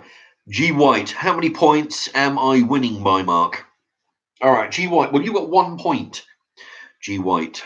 You've had plenty of shout outs, but you haven't been. See, the first one gets the point. People after that, if they come in real quick, then they'll get a shout out for coming in second and third and something. But yeah, you've got 1 point. Although 17. I think this is like 15. This is 15, although I've been making 2 or 3 questions out of 1. So so there's more than 30 questions. So there's still time to catch up. Oh, Lee Merton thinks that Pete and Dawn are cheating. Oh dear, that's the thing. Yeah, you never know. But no, I mean, if anybody wants, it's all uh, mind you, I must admit, if I was on that side of the screen, I'd probably get all these right. I would imagine. But just that's the anyway. Okay, let's see. Let's see if I can. Oh, I'll tell you what. As a bonus, all right. I've just thought of this other question. Where was this tattoo? Where the tattoo of Dryland? Where was it printed? Oh fuck me! I just almost gave it away. Where the map of Dryland? Where was it printed? Where is the map? That's for a bonus question.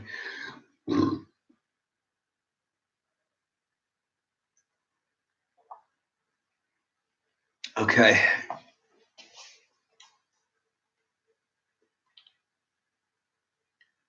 Cons Customs says on her back. Yeah, that was Cons Customs. Gets in first. Pete, let's see. That was Cons Customs. He gets the point. Peter Dawn on the girl's back. Yeah. Peter B, girl's back. Peter Dawn, Granola. Oh, Granola is her name. Oh, actually, that sounds about right. Yeah. I wouldn't have guessed. I wouldn't have got that right if I had to dream that up. Granola, yeah, that sounds about right. Granola. David Etchells on her bum, he says. Jess says on his arse, Mark. Okay, yeah, but on the back. There you go. Let me see.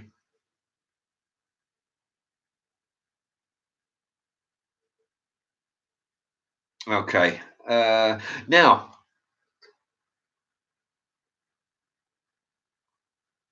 Talladega Nights with Will Ferrell and John C. Reilly. What were their jobs in the movie?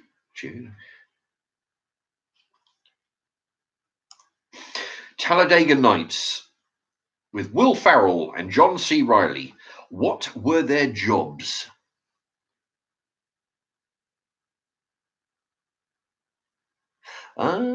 Pete and Dawn. Hey, not cheating here.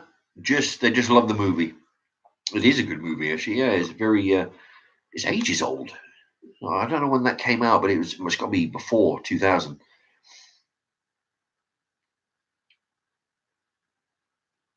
There you go. G White, F1 drivers. Pete and Dawn, strippers.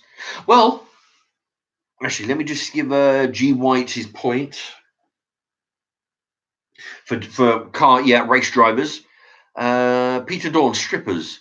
Well, the thing is, Will Ferrell did strip down to his underpants when he was imagining that he was on fire.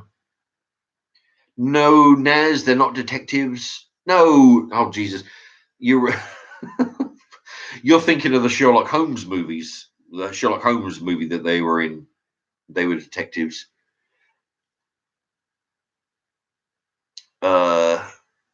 Yeah, Pete Thomas, NASCAR drivers. No, they weren't anchormen. That was Will Ferrell in Anchorman. I think they were Anchormen. Oh, fucking hell. All right. So, yeah, G White got the point for that. Shit, I need a drink now.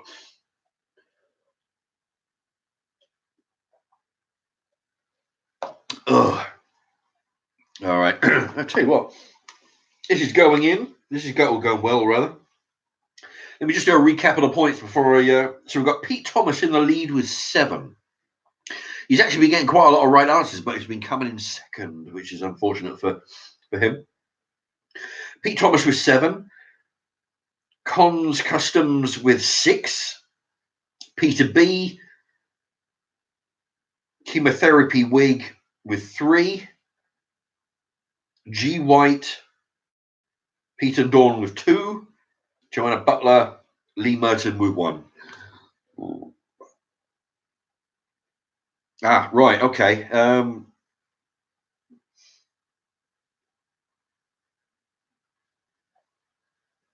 Now, this is a kind of, there's actually two right answers to this. So you get a point for each one. In the movie U571. Oh, there you go. Joanna Butler's back. Lee Mercer says about the badge. There you go. Nice badge. That's from Joanna Butler, actually. Sent me that last week. The movie U571. What object did the Americans take from the Nazis? There's two right answers to this. You get a point for each, anybody. In actual fact, I've got that on DVD, and I found it. If you inch, there's a certain scene where, you know, when they're in the rowing boats and they're traveling across, and the Germans are shouting over, "Hey, you know, what you got there?" One of the guys in the dinghy is supposed to be shouting, "Oh yeah, we got some mail, and we got some, we got a mechanic who's going to fix your engine and all that shit," in German. And because the idea is they're going to hook up the boats to the U-boat and then jump them and take over the ship or the boat. There's a certain, it's only in for about 4, 5, 6. You can actually see some guys in black scuba gear on black jet skis against the black ocean and the black sky. It's very, because they're safety stuntmen, but you can actually, I've actually pinpointed that in there. Okay, U571. What objects? Well, it should be objects, plural, I guess, did the Americans take from the Nazis? Now, there's two answers. Ah, yes. Ah, there you go. Pete Thomas with Enigma Machine. Yes. Pete and Dawn with Submarine. Very good. It was that submarine one I thought, I wonder if people will sort of get that. But okay. Pete Thomas and Pete and Dawn. Pete Thomas with a point. Pete and Dawn with a point. Yeah, that submarine. I thought I'll sneak that in. That's kind of like a subtle, because people were thinking, well, I don't know, Enigma. I honestly didn't think that'd be. Anyway, G White U-boat. Naz 050. Yeah. A BMW car. No, afraid not. Any road. Let me see.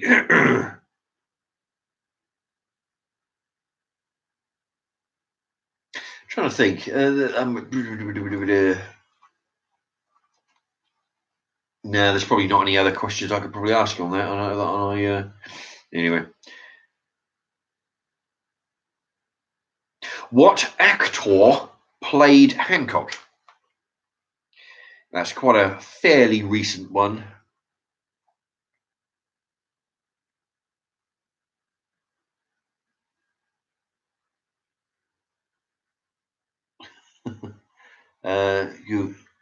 Google is a great thing from Lee Merton. Robbie Cooper says Will Smith. Pete Thomas says in real life it was the British Royal Navy crew that captured the Enigma. Mind you, that's the thing. If you see any war movies with Americans in it, it looks like they did it all, save the world by themselves. Anyway, but yeah, that's from Pete Thomas. Okay, so we got Robbie Cooper gets in there with 1 point.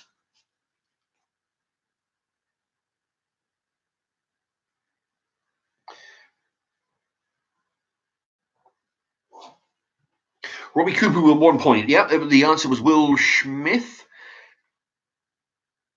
Pete and Dawn, they got that right.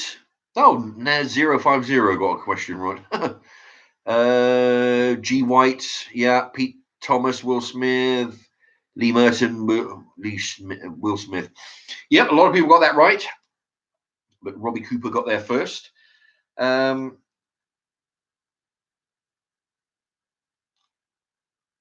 Actually, as a bonus question, there is a scene in the movie Hancock. Will Smith comes in, he picks up an animal and throws it a great distance. Now, I don't want to elaborate too much on that because if I do, it'll give away. But he picks up an animal and he throws it a considerable distance. Pete and Dawn say cat. Lee Merton, dog. No, it was a big animal. G White, dog. Naz 50, pig. No, nobody's seen it. Pete Thomas, a cow. No. Pete and Dawn say cow. No, it's nobody's getting this. I thought, elephant, a boar. Pete Thomas, a horse. No, nobody seems to be okay. He picks up an animal and throws it a great distance. In fact, Lee Merton is closest with shark. Anyway, actually, I'll hold off on my. I was going to give a clue. There you go. G White, a whale. You've got 3 points now. Whale, yeah. He flies down onto the beach. There's a whale that's been beached. He picks it up, swings it, it goes 2 miles out into the ocean, lands on a ship, lands on a boat, a sailboat, and hits the boat, capsizes the boat. G White, yep. So you're first in with whale. Pete and Dawn, dolphin. Cons Customs, whale. Lee Merton, I was nearly right. Yeah, you were nearly right with shark. Yeah.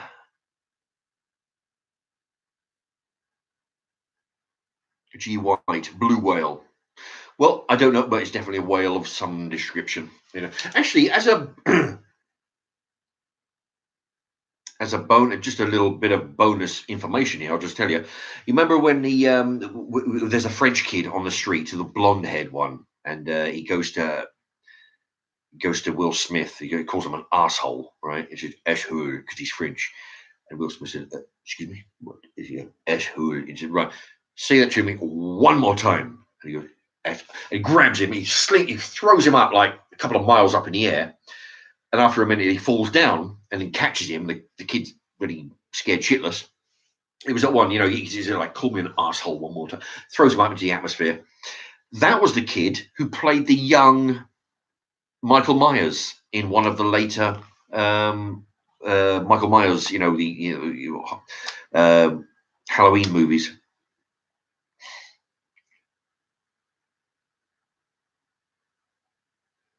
Oh, okay. Somebody's got their messages deleted, probably for a good job. Okay, good. Thank you to who's that there? Peter B for keeping law and order. Okay, the actor who played Hancock was Will Smith. There you go. Actually, as a bonus question here, somebody can get an extra point for this one because actually this is good because even though I've got a certain amount of questions, because I'm able to stretch some of them to 2 or maybe 3 questions, it means that there's more points to be grabbed. What type of residence did Will Smith live in the movie Hancock? Describe his residence. Where did he? What kind of dwelling did he live in? Will Smith in Hancock. Pete and Dawn, a ghetto. Nay. G White, he was homeless. Nay. There you go. Tiggy Hido, a caravan. Blimey, I'm gonna have to. I'm gonna need another page over here. I have to rip one out of the.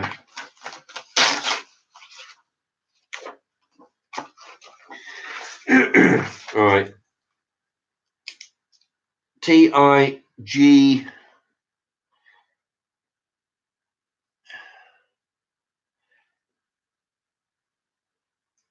One point for you. Okay. Where's he gone? Yeah. Tiggy Hido is on the scoreboard with 1 point for caravan. Pete and Dawn says boat. Naz 050 1409 Cold Canyon Road. Calabas. I don't know what. Is that his proper address in the movie? I don't know. Pete Thomas, an apartment? No, he didn't live in an apartment. He lived on a caravan. It was either on an island or on the. He was in the middle of nowhere, but it was a caravan.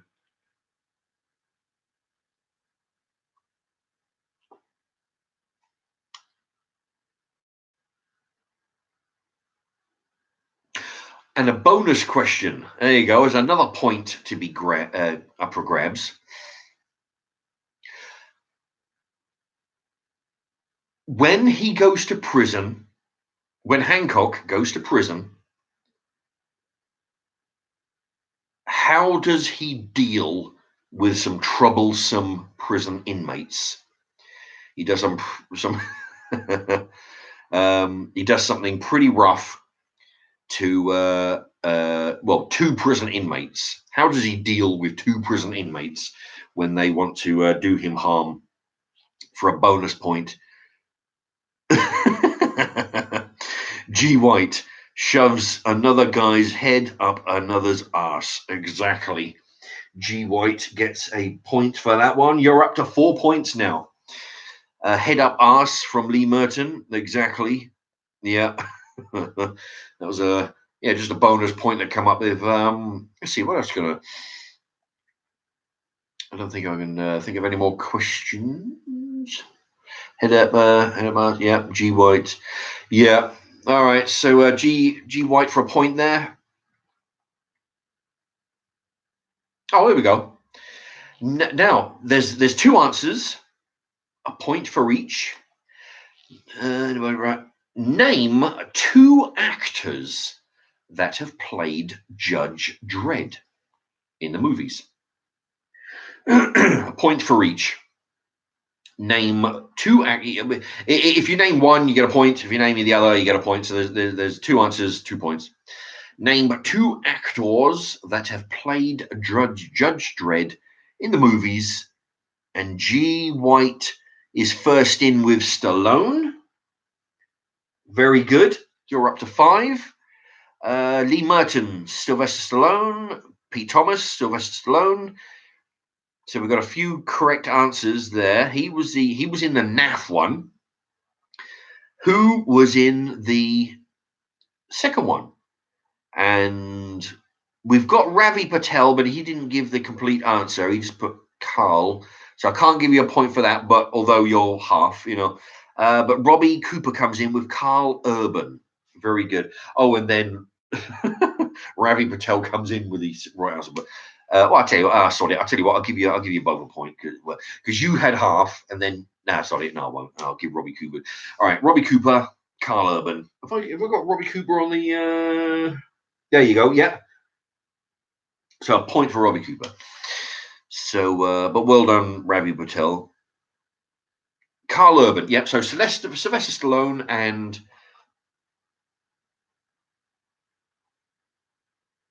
Carl Urban. G. White, John Prescott.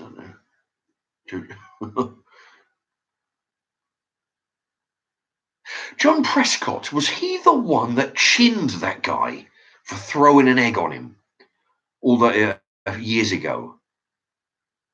Oh, you're welcome, Ravi Patel. Cheers, buddy, he says. John Prescott, he's walking down, he's doing a thing, and some clown in the crowd threw an egg on him. So within half a second, the politician chinned this guy.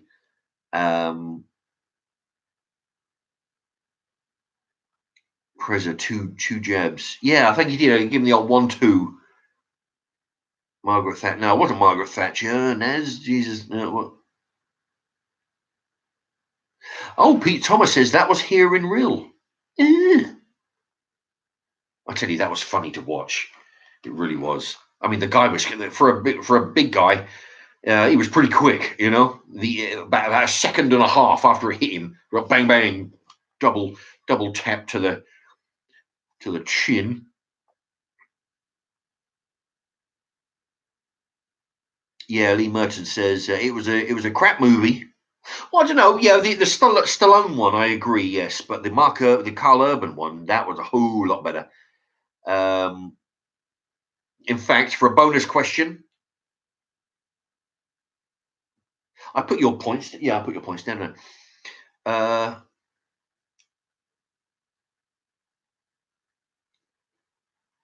Pete Thomas says my brother once worked with Preza. Oh, Preza Prescott. Yeah. In the Taladi Hotel many years ago. Blimey. Bit of claim to fame. There you go. Naz50. This quiz is so much fun interacting with a super fan. Oh, thank you very much. Yeah, I'll tell you what though, I might do this again because I've actually, I mean, these questions, I've only gone through less than half my collection, and I even then I only come up with 30 questions. If I'd have had more time and more effort, I could have probably come up with a few more. But I'm able to sometimes each question. I'm able to add one or two bonus questions to make it, because the more points on offer, the better it is for everybody. But I can do this again because I've got loads more DVDs. I can come up with questions. What was I going to say? Yeah, that was right. So we've got a so that was two actors, Stallone and Carl Urban. Got a point for each of those. What was the name of the drug that the main villain woman? I think her name was Headey, Lena Headey, I think. Anyway, that's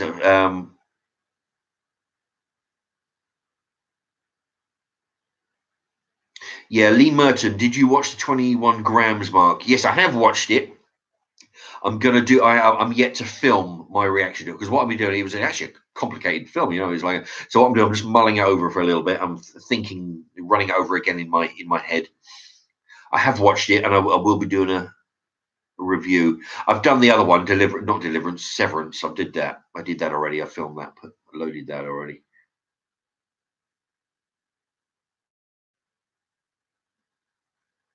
Brian Clifton. He's glad he's caught the live stream for once. If you ever miss it, I always do it, the reruns.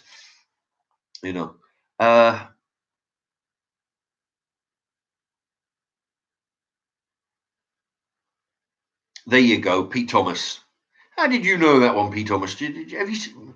I didn't know because it's kind of an obscure question. I just thought throw it out there.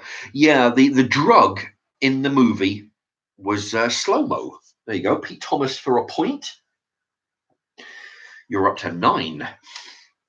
What else? Yeah. Anyway, trying to think of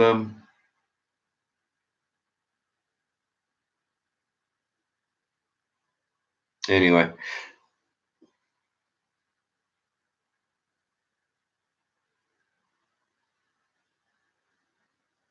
Pete Thomas, the drug was called slow motion or slow mo for its effects.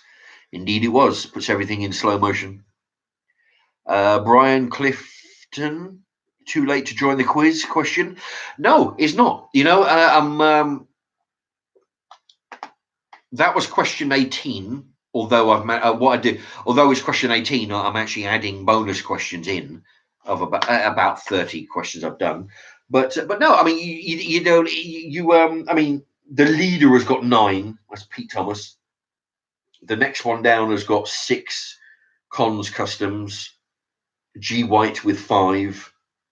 And then a few 3s and 2s. But no, you can join it. You don't even if you don't win. I mean, you can just the first one in with the correct answer gets the point. The next 2, 3 or so people, if they're immediately afterwards, they get the shout out for getting the right answer. But no, but by all means, if you can get in there first, you get the point. It's just a bit of fun. You don't win fuck all anyway, but it's just a bit of fun. So Brian Clifton, yeah, just jump in if you can get in there first. Lee Merton, Pete Thomas is using Google. I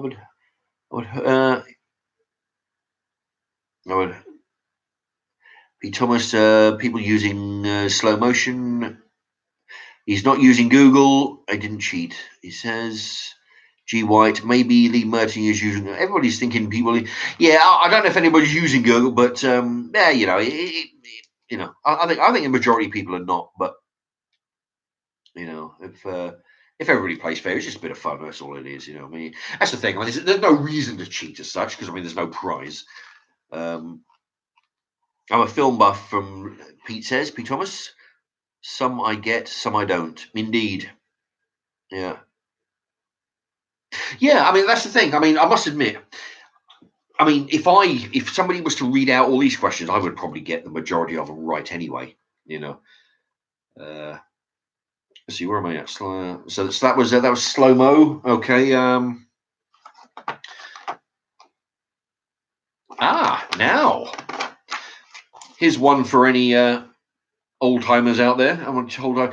Name 2 actors that have played the character Max Cady in the movie Cape Fear. You get a point for each. There are 2 actors who have played the character Max Cady in the movie Cape Fear. Name either or both. There you go. See, Lee Merton, cheaters never profit. Pete Thomas, Robert De Niro, indeed. So Pete Thomas gets a point for Roberto De Niro. Lee Merton says De Niro. G White, De Niro. There you go. Ravi Patel, Robert Mitchum. You're the first one in with Robert Mitchum. I've actually got both copies. No, I haven't. No, I've got the original. Yeah, I've got the I've got the original. Yeah, pretty darn. If anybody has a chance, watch the original Robert Mitchum. Okay, Ravi Patel.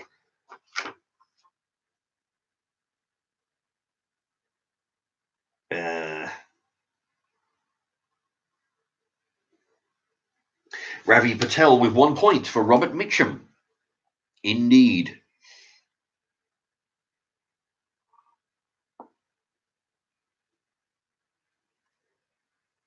Let me see. Let's see. Ravi Patel, Robert Mitchum, Peter Adorn. Say Robert De Niro. Good. Yeah, that was in the remake. Of course, De Niro. Brian Clifton doesn't have a clue. Peter B. No one's cheating. They're too quick to have Googled. Yeah, because the answers are coming in quite fast on a lot of them. Lee Merton, don't get a point. I was first. Don't I get a point? I was first. Lee Merton. Yes. Yeah, I gave you. Did I not give you a? Oh, I'm sorry. So I'm getting. All right. I must have missed you off there. All right. I've got you a point. Yeah. Actually, if anybody notices me not putting down your point, let me know. Who was that?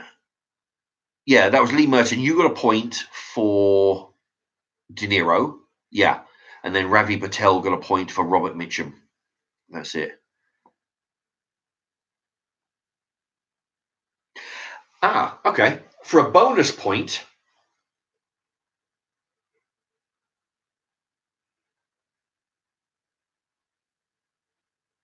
For a bonus point, what vehicle does the character Max Cady end up dying on? He's on or in a vehicle of some description when he dies. There you go.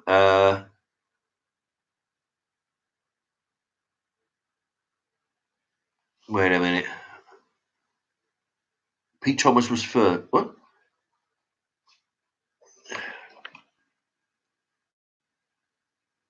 Oh, wait a minute. Yeah. Oh, look at that. Yeah, you're right. Look, Pete Thomas was first with De Niro, and I gave him the point. Then Lee Merton was directly behind, which you didn't get a point, but then mentioned it, and then I put a point on, thinking he was first. Yeah, no, you wasn't first, Lee Merton. Pete Thomas was before you.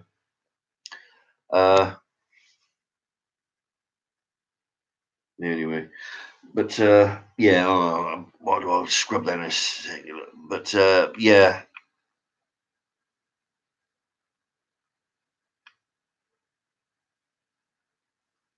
I've lost where I am now. Peter B, no one's cheating. I got the. Did I get the point? I was. Yeah, Lee Merton, you wasn't. Well, I put a point down for you, but he wasn't. Yeah, somebody beat you to it. Right, yeah. The answer was boat. G White got boat. Was G White? G White's got a point for you. Pete and Dawn, Pete Thomas, Brian Cliff. Oh no, Pete and Dawn, Pete Thomas got boat. Brian Clifton says train. Nope, that wasn't correct. He drowned because the boat was sinking. Lee Merton, what do points win? Well, bugger all on this show, let me tell you. It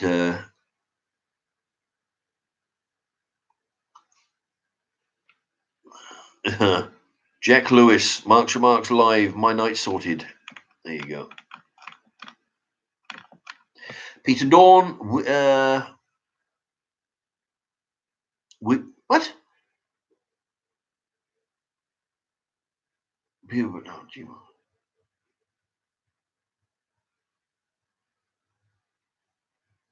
Wait a minute. yeah, Pete. Gee.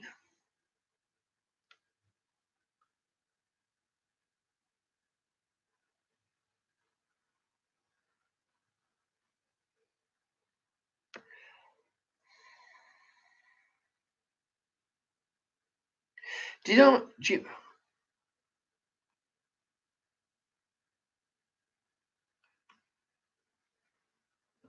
Who? Right. I think because comments are overlapping. Oh man, this is going.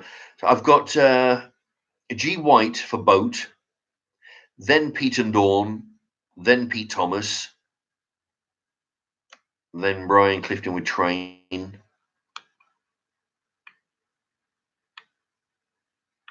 Jack Louise, is this a quiz? Yeah, it's just a quiz for a bit of fun, some movie questions.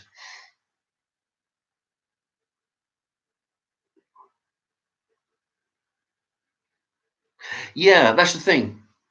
I would assume that the comments on your end would be the same speed, but I don't know. But it's whoever comes up on my screen first. That's the only way that I can do that.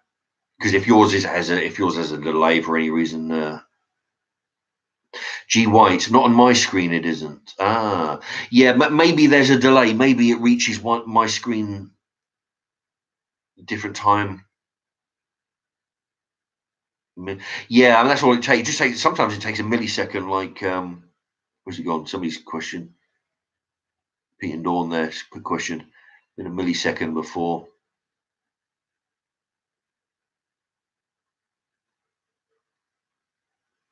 Uh,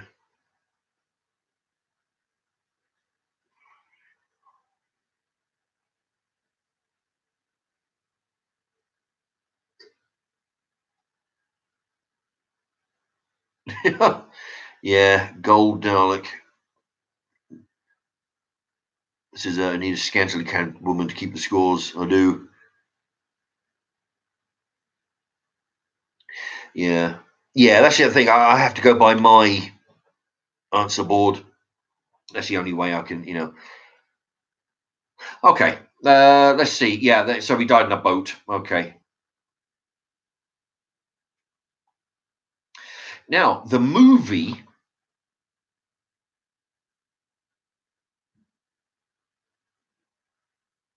The movie Car Wash. Who played Daddy Rich? First one in.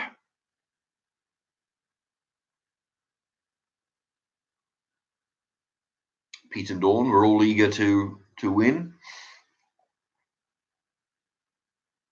No, Mike Myers is not the. No, Pete and Dawn, Borat. No, the movie Car Wash. It was like the early 70s. There you go. Brian Clifton says Richard Pryor. There you go. That was correct. Brian Clifton. That puts you on the board.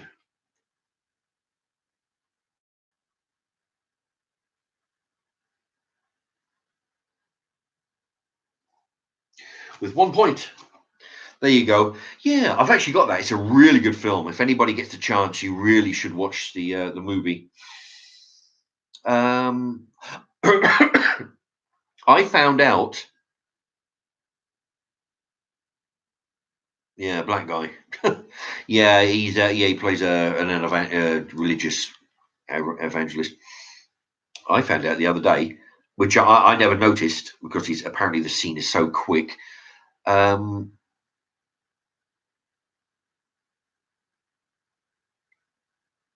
Danny DeVito is in it. But what he's running I think he's running a hot dog stand across the street. You can see him if you know he's there, but apparently it's very quick. But so next time I watch the movie, I'll have to pay attention. Now, this was a fairly modern one. It's an English one. In the movie called Alan Partridge, Alpha Papa, what was his job? In the movie called Alan Partridge, Alpha Papa, what was his job? There you go. Pete and Dawn, radio DJ. Pete and Dawn, where were you at? Pete and Dawn, radio DJ. That's correct. G. White, radio presenter. Adam Sebesoy, radio. Yep, Lee Merton, DJ. Pete Thomas, DJ. Very good. Radio DJ. I'm trying to think of a.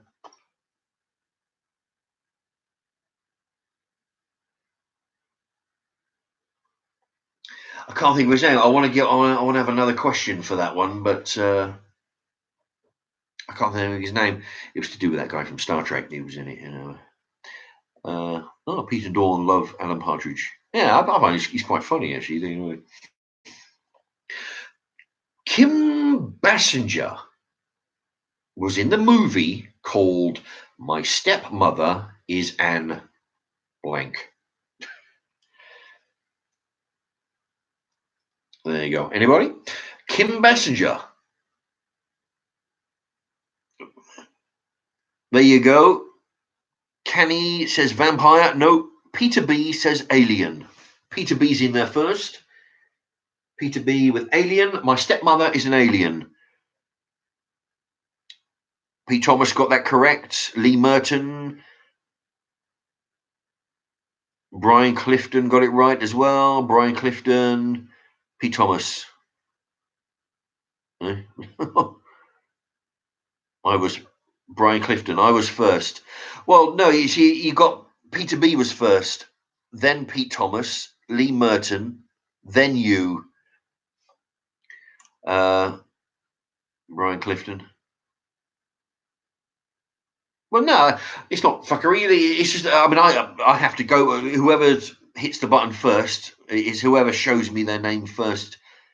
There's no shenanigans. It's not. How could you? How could you be first, Lee Merton? It says up there, Peter B is first. See, now everybody thinks they're first. The thing is, you write your answer in, hit the send, and if whatever YouTube decide is the first one that actually got done, then they put that up.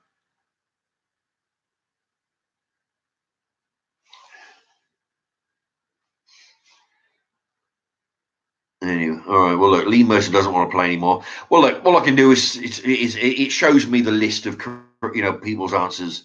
Whoever's at the top, that's all I can go by. Yeah, Peter Dawn says Peter B was first on their screen.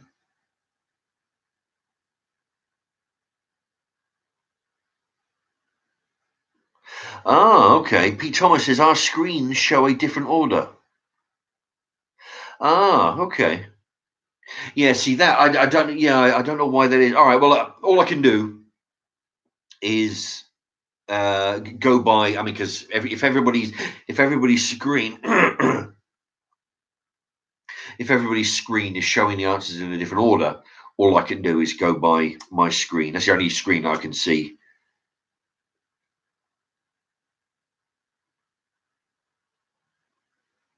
You know, I don't know what to tell you.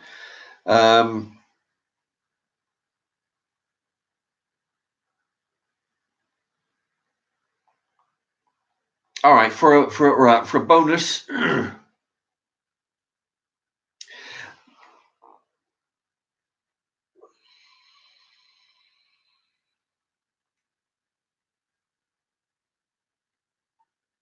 For a bonus, all right. So Kim Basinger was in the My Stepmother is an Alien. Who was the man, the scientist, or the astrologist, who she ends up falling in love with? Who's the guy, the astrologist, who she ends up falling for in the movie My Stepmother is an Alien? Brian Clifton says Dan Aykroyd, and that is correct. Well, what was that? Brian Clifton. There you are. There you go. Dan Aykroyd. And for another bonus, a third bonus, well, you got your regular, a bonus, and a second bonus. Who was Dan Aykroyd's character's screen brother? Who played his screen brother? Pete and Dawn have donated £2. Thank you ever so. Wicked quiz, Mark. Keep up the good work. Oh, thank you very much. I do what I can with what I got. And if anybody can tell me where that line comes from, they get a point. But no, thank you to Pete and Dawn. £2 donation. That's very generous. Thank you so much.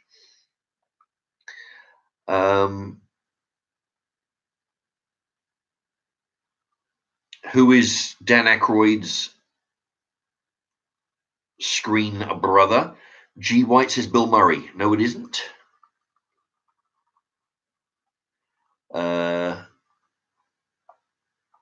Peter B agrees with Pete and Dawn. Oh, thank you very much. At least two people think I'm doing a good job. A good job. No, yeah, it's good. It's good to make something different here. It's just having a bit of fun over here with the. Canny says Howard Wolowitz. Nope. Brian Clifton says John Lovitz. There you go. Thank you very much. Brian Clifton. There you go. So you're up to 3 points now, Brian Clifton. So yeah, John Lovitz. Now he played the screen brother.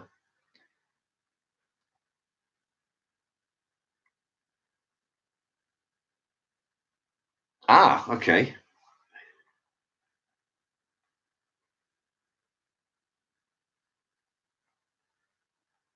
In the movie now, I just thought of another one. Okay, for another bonus. This is where it really does come in, because anybody's game. I'm turning one question into two or three, so there's more points to be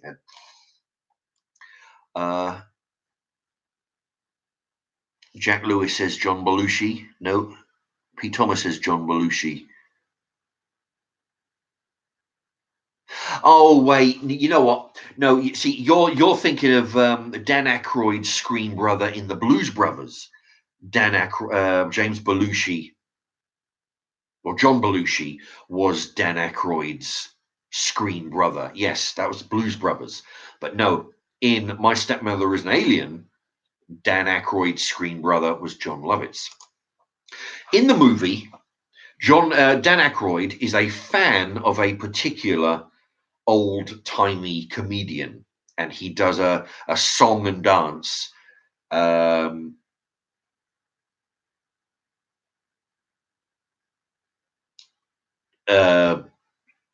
the word I'm looking for? He reenacts. There's a guy in the film. They're watching a videotape of an old-timey comedian doing a song and dance, and then Dan Aykroyd imitates him because he's such a fan of his. He imitates this old guy, and he's a famous old-timey. If nobody gets it in the few seconds, I'll give you a clue. But yeah, Dan Aykroyd, he's a fan of this old-timey comedian. They're watching a video of his on the DVD or video, I guess, in those days. And the guy's doing a song on the piano, I believe, or he's doing a song. Nobody's getting it. Okay. The song was like, if you ever get the feeling that you wanted to go, do you ever get the feeling that you wanted to stay? Go, stay, go, stay. You know, this kind of shit.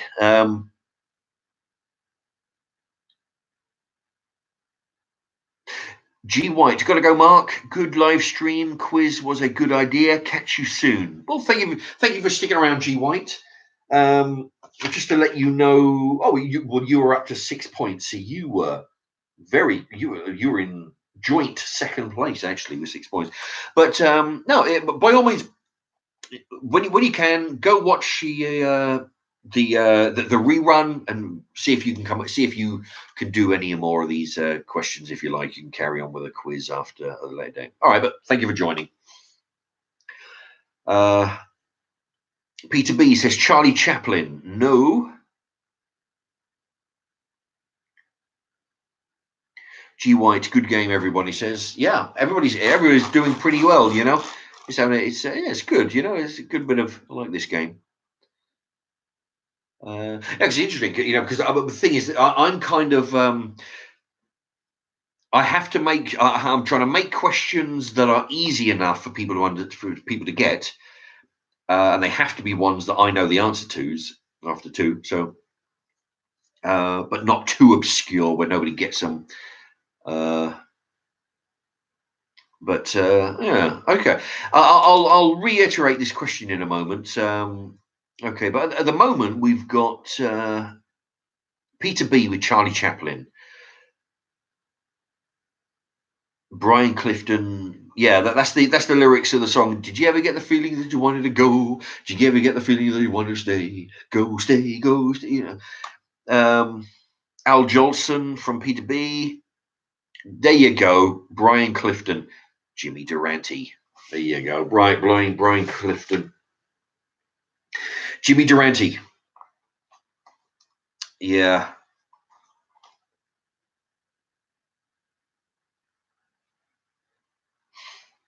Okay. So yeah. So Jimmy Durante. I don't know. So yeah, I took a few. Lee Merton, Durante. Actual fact. I'm sure a lot of people know already, but that's close to my surname, Durant. Although I'm Durrant. Yeah, we've got Brian Clifton, Lee Merton. So Brian Clifton got the point. Durante is the correct answer. In Alien 2, name of the little girl. In Alien 2, the name of the little girl. First one in. Let's see.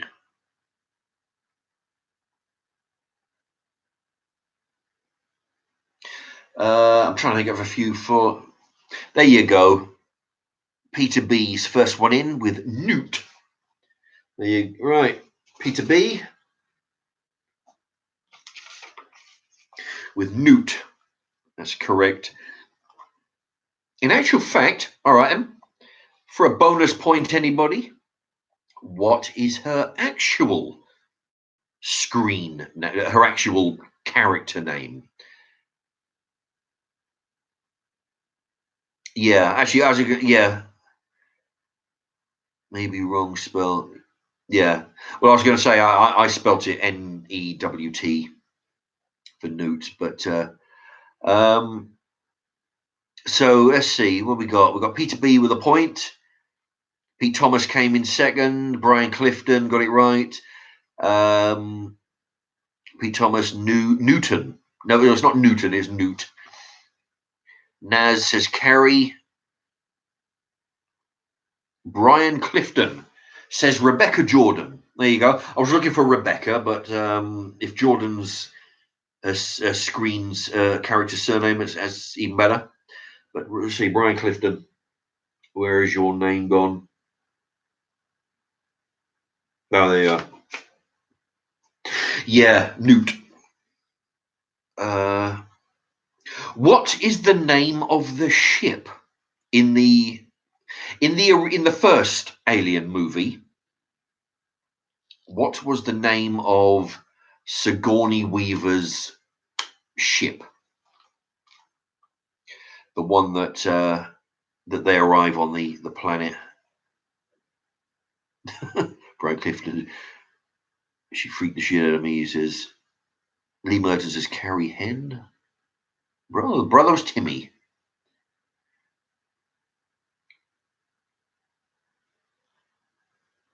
Peter B. Nostromo. Nostromo, exactly. Right, who was that? That was Peter B. Nostromo. Now, as a site, if anybody can tell me, there is a you know what? I've just realised. Yeah, now back to Alien 2. What was their ship called? Now I've got the answer wrote here, which I believe is correct, but if enough people confirm it. In Alien 2, where all the soldiers were on.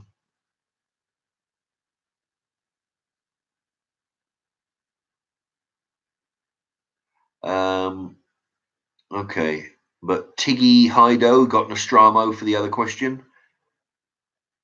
There you go. Lee Merton, Sulaco. I got it spelt, so I got Sulaco, but Sulaco was the name of the ship. Lee Merton. Lee Merton. That was the name of the ship that these soldiers were on.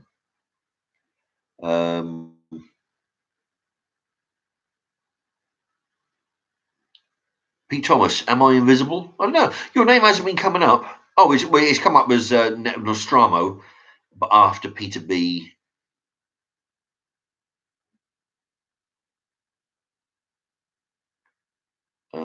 Sulaco, yeah. Tiggy Hydro got the Sulaco. Brian Clifton, Salami Pirate. Oh dear.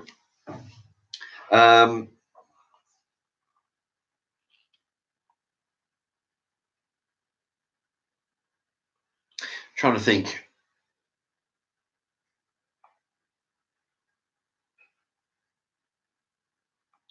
All right, I've got one more. I've got another bonus.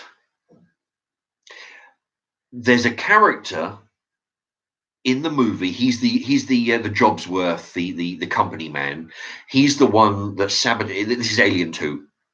His plan was to.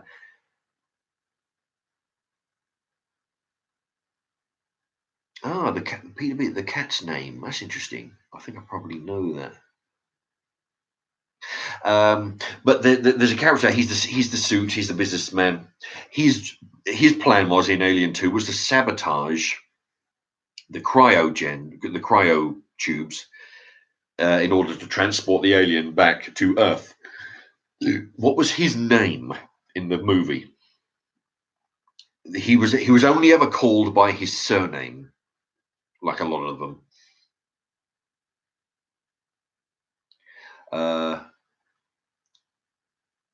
But yeah, he's the Brian. No, Hicks was the leader of the soldiers after he assumed command after the other one got injured. That was Hicks. But no, I'm talking about the company man. Lee Merton, quick Google it.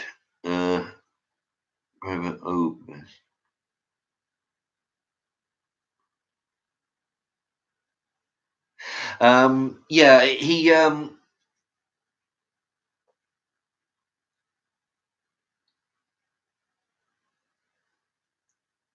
No, nobody's getting it. It's he's the guy near the very start of the Alien movies. He's the one that's sitting with on the editor, the film director's edition. He's sitting with Ripley on the bench. He shows the photograph of her daughter, who's an old woman in the photograph by now because she's been in cryosleep for a bunch of years.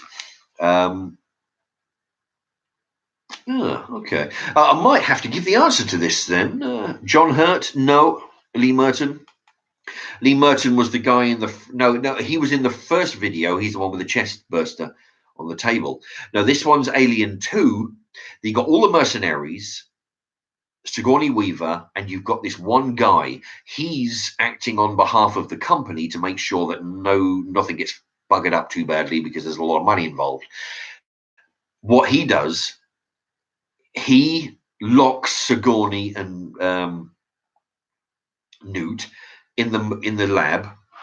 Ripley's her name, yeah. He locks him in the lab with one of the head of the face huggers in order to get one of those, the creature inside them. And the idea was that he was going to, in cryo sleep, he was going to destroy and jettison all the soldiers out to space. Fuck them, they'll all be all dead, right? And then go back to Earth, make up any story he wants, and then Sigourney and the child will be have the alien in them. What's the name of the guy who did that? Real scumbag. No. Okay. Well, nobody's getting it. His name was all right. 5. I'll count to 5 and I'll see if anybody gets it. Have the alien in them.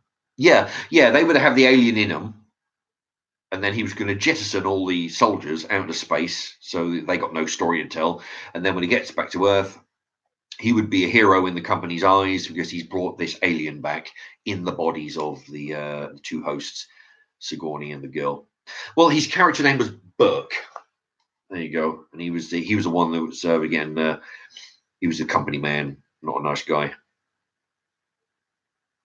Okay.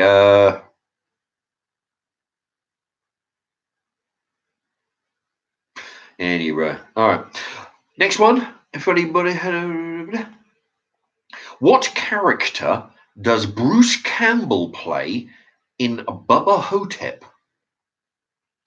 Now, Bruce Campbell, in case any... Oh, there you go. Lee Merton. His name was Burke. There you go.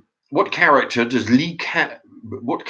Bruce Campbell play in Bubba Hotep? Pete Thomas. Bellboy. Nope. Pete and Dawn Hotelier? No.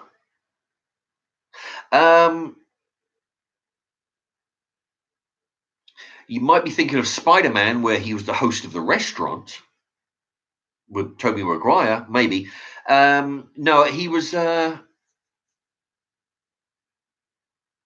anybody who needs reminding, Bruce Campbell, he's Evil Dead, in the cabin in the woods. There you go.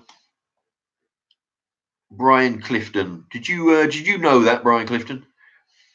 Bubba, as in Bubba Hotep. All right, Brian Clifton gets a point.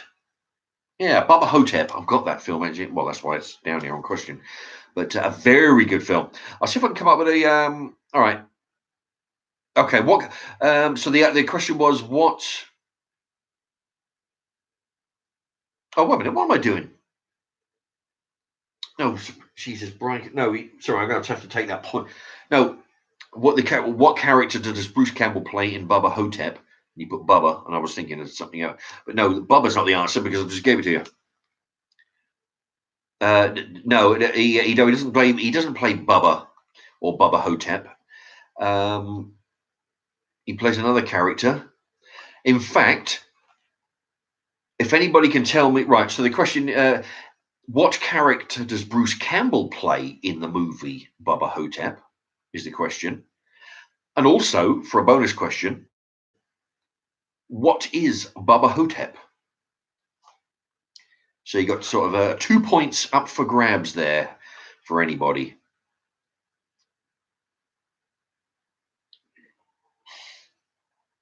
There you go. So what character does Bruce Campbell play in the movie Bubba Hotep? And what is Bubba Hotep?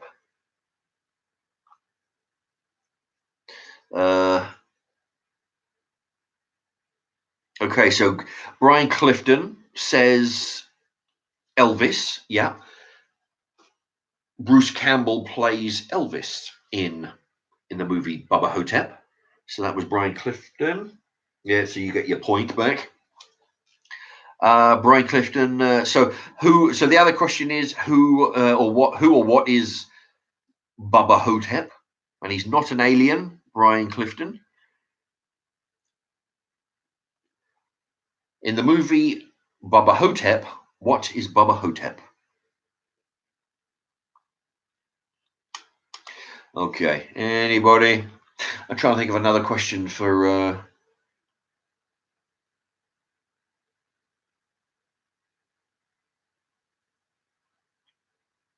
Yeah, well, that may be, but yeah, I don't know. All right, I'll tell you what. I give call it 10 seconds, and then I'll have to give you the answer. It's a very good film. If anybody gets a chance, Bubba Hotep is the movie with Bruce Campbell, and okay, that's about the 10 seconds up. Nobody knows. Bubba Hotep is an Egyptian mummy that comes back to life, and the idea is Bruce Campbell. I'll tell you a bit about the film. Actually, it's very good. He's in a nursing home. Exactly. Yeah, Lee Merton. Bruce Campbell is in a nursing home. The story is that he is Elvis, the real Elvis.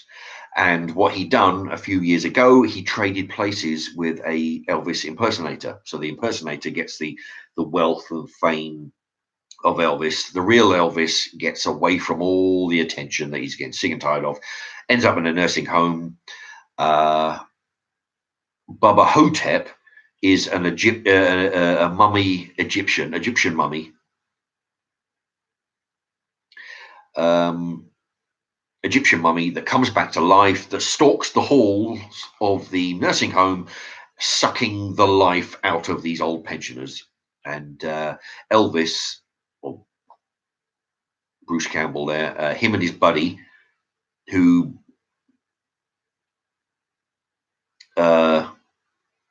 I think is who you're referring to, Jack Clifton, says his favorite character is Jack. If that's Ozzie Davis is one of my mum's childhood crushes. You know, I think if you might be right, you might be thinking of Jack. Him and Jack team together to fight off the Egyptian mummy. It's actually very good. You know, it's quite funny and anyway.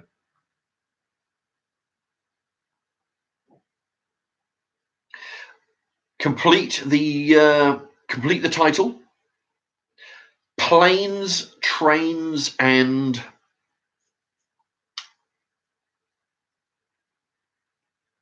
anybody, and then after that there'll be another. There you go, chemotherapy wig. Welcome back. Automobiles.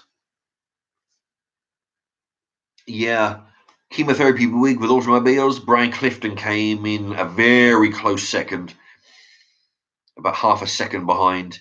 Lee Merton, automobiles, planes, trains, and automobiles.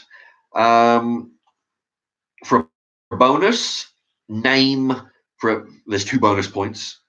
Hello. All right. Well, that was going to be my other question there. Brian Clifton. Name the 2 lead characters.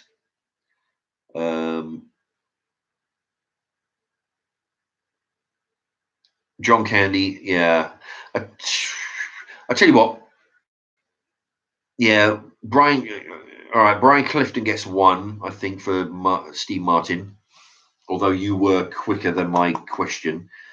Brian Clifton, and then Lee Merton gets 2 points. 1 for John Candy, 1 for Steve Martin, because you were, because Clifton there was a little bit fast, but he'll get the point, I think. Anyway, so what's that? Lee Merton. Lee Merton, 1, 2 points. So you're up to 5. Right, Peter B, you guys are quick. Yeah, some quick. Let's see.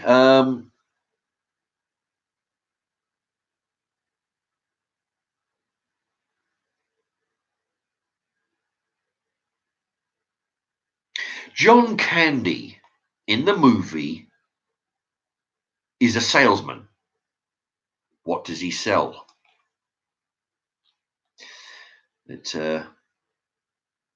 Yeah, Lee Merton's up to 5 points. Yeah, but let's see. Brian Clifton's got 7. Cons Custom 6. G White. Oh, G White's gone, but he's got 6. Peter B's got 6. Pete Thomas is in the lead with 10. That's right. Brian Clifton. I was going to say curtain rings, but curtain pegs. There you go.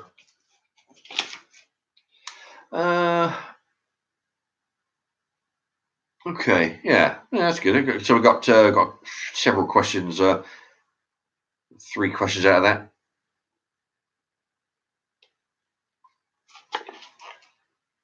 Right. Now,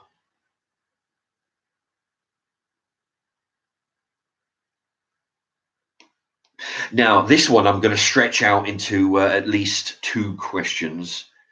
Any Which Way But Loose.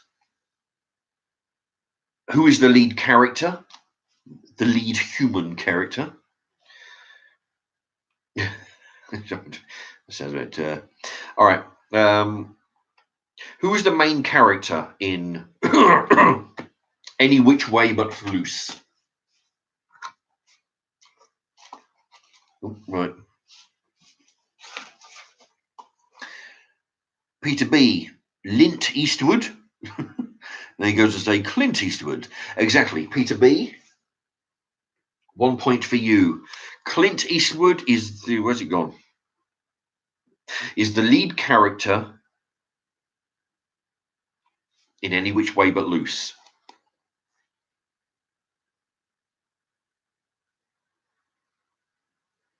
Actually, I'm trying to think.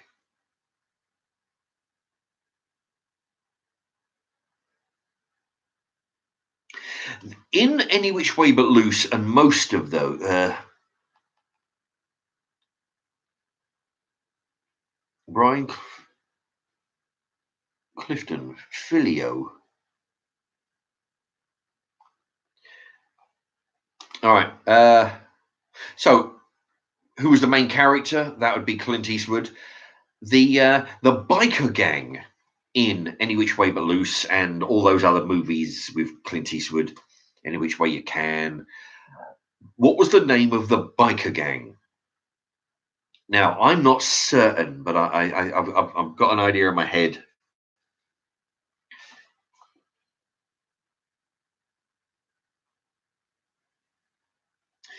Now, they're a biker gang that that follow him around, but every time he comes up, he always sort of breaks up their bikes and stuff. Brian Clifton says the Twats. There you go. Peter B. Black Widows. Peter B comes in first. Black Widows. Yeah, they're a bunch of funny guys. Mods and donkeys. Oh dear. Right. I'm going to.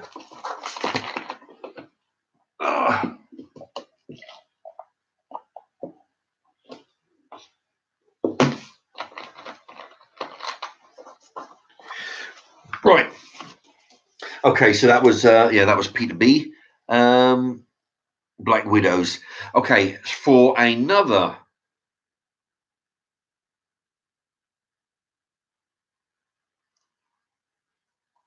bonus point, what was the name of his animal friend? Now that's already come up, but they don't count because I didn't even ask the question when those answers come up. So from now on, it's from Mods and Donkeys downwards. What was the question? Shit. Well, I forgot what the question was because there's 2 parts. Well, what was the name of his animal friend? It wasn't Lassie. It was Lee Merton with Clyde. There you go. Lee Merton. Where's your Lee Merton? There you go. Yep. Lee Merton with Clyde. The thing is that name come up earlier. They don't get a point because they answered the question before it's even asked. You know. Lee Merton with the monkey, Peter B. Clyde, Right Turn Clyde. Yeah, and Lee Merton come up with when the question was asked Clyde. What type of animal is Clyde? You get a point for the species, and you get point for the. There you go. 1 point for Brian Clifton with monkey. Can you be any more specific than that for a point? Brian Clifton again with orangutan. Exactly. There you go. So you got 1 for monkey, 1 for orangutan, 1 for Clyde, 1 for Clint Eastwood. That's 4 points. Yeah, so that was a 4-pointer. That was.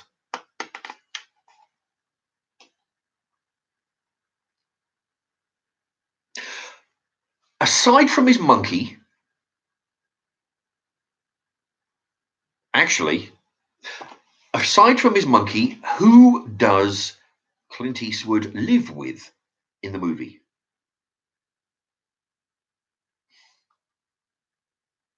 No, Brian Clifton, bit picky. No, I'm just trying to offer as many questions, as many points out as I can for being, what I thought was, one for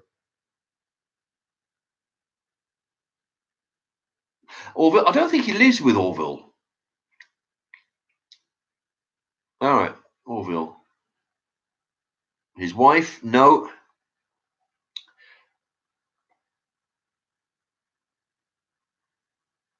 In fact, I don't know. Am I right in this?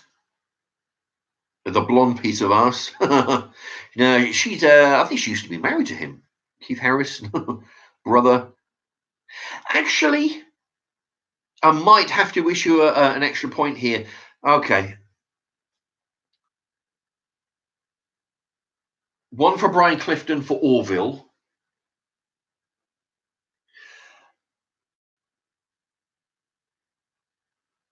1 for Pete and Dawn for brother, because he's his screen brother. But there's no, he doesn't. Yeah, he doesn't. He doesn't live with Sonia Lockhart, sort of Sandra Locke. He doesn't live with her. That's the love interest, but he doesn't live with her. There's somebody else who he lives with in the house. So we've got a point there for somebody said his brother. Somebody says Orville. That was Brian Clifton with Orville. Pete and Dawn with brother. His ma. There you go. He lives, and his mum lives in the house for Brian Clifton.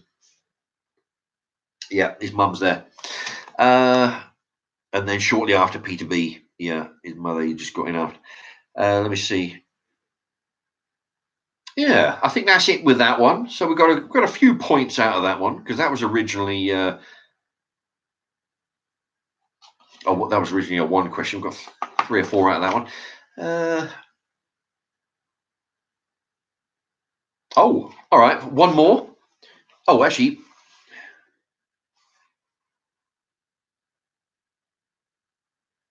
what was Clint Eastwood's character's name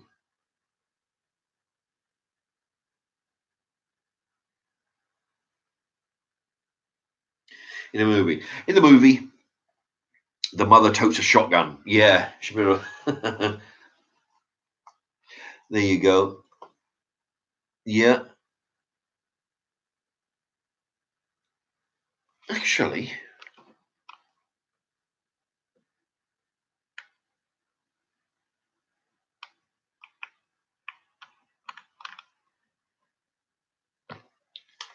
Peter Dawn.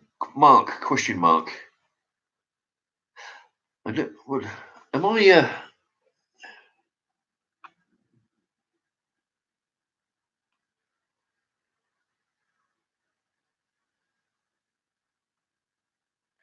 Let's see.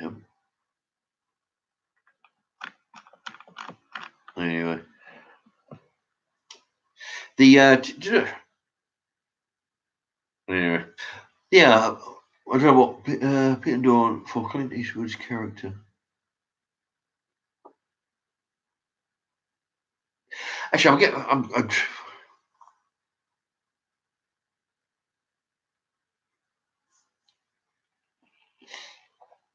all right. For Clint Eastwood's character, yeah, Philo Beddoe. All right, yeah, what was Clint Eastwood's? Oh, I don't know. Geez, I'm getting tired. My eyes are going. All right, we've got Brian Clifton. All right, we're like, we'll give Clifton one for Philo, and we'll give Lee Merton one for Philo for the surname Beddoe. There we go. Philo Beddoe is the name. Let's see, one more. What was his? How did he make his money? How did Clint Eastwood make his money in any which way but loose? And then I'll go on to that. Then I'll go on to the next. So it's only a few more if anybody's. I'm losing people left and right now. Jeez, we're going nearly 3 hours. How did Philo make his money? He wasn't a pimp. Brian Clifton, Lee Merton, fighting. Peter B. or Peter Dawn, bank robber. Peter B. mechanic. No, well, I'll go with I think mechanic was just something they did to keep their vehicles going. But fighting, bare knuckle fighting, Lee Merton. I'm going to give a point for that one. All right. Now, geez, 1, 2. I've only got 4 left, but I'll see if I can drag these out a little bit. See if we get a few extra points.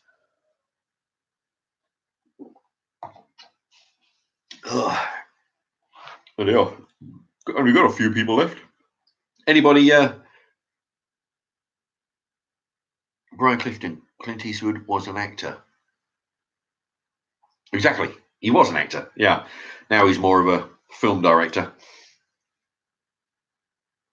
Oh, actually, well, this one we've already done. Name the orangutan, Clyde. We've already done that one.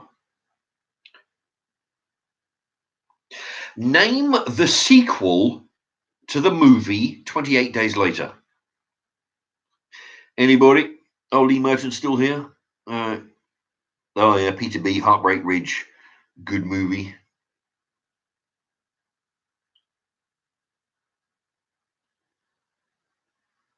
Lee Merton. The Mule was brilliant. Oh, I haven't seen The Mule. Brian Clifton says 28 weeks later. There you go. 28 weeks later was the sequel to 28 Days Later.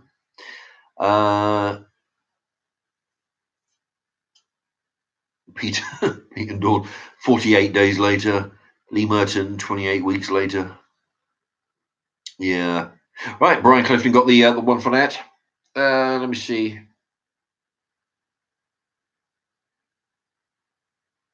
Now this is a very good film. There's a film called The Edge. Now, actually, let me.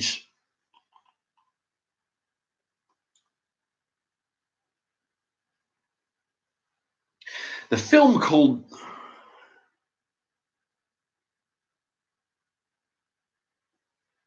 Oh, the kids. Anyway, somebody saying about the kid. The movie The Edge, starring Anthony Hopkins and Alec Baldwin.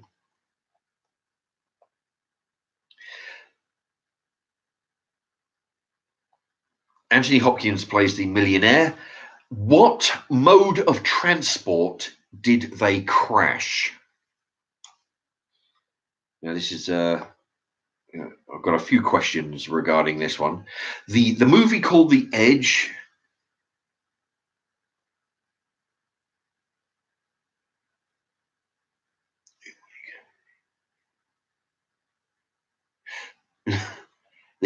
Pete and Dawn says bus. Nope. Brian Clifton says plane. Yes, it was. They crashed a plane. Joanna Butler's still here. Thank you very much. They crashed a plane. What caused them for the plane to crash? The something happened to the plane which made it crash. Anybody? First one in. They're flying along. Gaze. Brian Clifton says gaze. No. Oh, gay. No. Oh, the gaze made them crash. Something lost an engine. Peter and Dawn. No. No. Well, they might have done in the process, but Regina Butler, good. Not good with these questions. Don't watch films. Well, you might. But you never know. There might be one that. Brian Clifton says I'd crash a plane full of homos. Pete and Dawn, terrorists? No. Bird strike. Thank you, Peter B. The plane was hit by dozens of birds. The birds come flying through the windscreen, jamming up the engine and fucking everybody up and killing the pilot. Bird strike. Peter B. Right, you're up to 9. Newt. Hello, Mark from Newt. Lee Merton says birds. Indeed, it was a bird strike.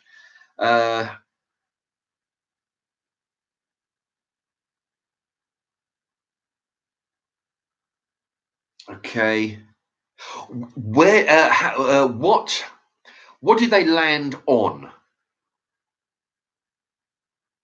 Now, of all the surfaces you can land on, you can land on a mountain, land on trees, land on a snowy mountain. Where did the plane crash? Brian Clifton. It wasn't a mountain. Now, they're flying along. Pete and Dawn, no, it wasn't a road. Johnny Doherty, it wasn't the moon. I don't know what. No, I'm not talking about what area on the map. I'm talking about what surface. What did it land? What did it crash? What surface did it land in? Did it crash into woods? Did it crash on a mountain? Did it crash into a pile of snow? Did it crash into a pile of leaves? Did it crash into a cow field? What surface did it?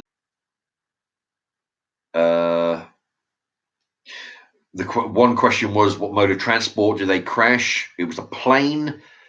Next question, what surface did they crash onto? Lee Merton, forest. No. Pete and Dawn, field. No. Brian Clifton, snow. Nope. Peter B, lake. Thank you very much. And after that, Lee Merton with beach. No, it wasn't a beach. It was actually a lake. That was Peter B. Oh, Peter B's doing pretty good. They crashed into a lake.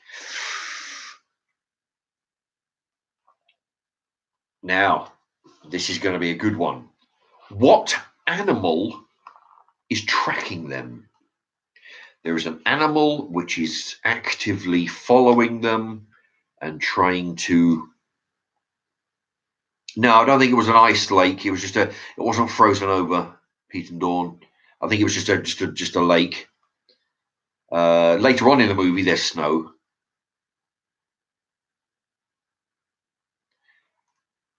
Ah, okay. Yeah, Peter B, bear.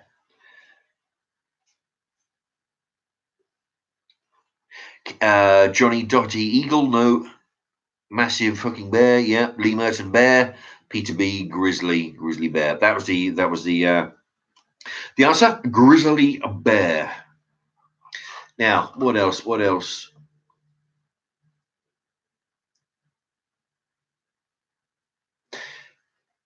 I don't know if anybody's going to get this. No, Pete and Dawn, it was crocodile. Shit. In the movie, Anthony Hopkins, he's one of these people who knows, a bit like, I don't know, he knows a little bit about everything. He absorbs information, and he's trying to explain. He gives a quiz to one of his companions. How do you make fire from ice? Is the question that Anthony Hopkins asks the black fella in the group. How do you make fire from ice? And it's basically a way to get this guy's mind off of his injury. He asks him, "How do you make fire from ice?" Now, I would imagine that this solution would be pretty feasible. If it would take a lot of trial and error.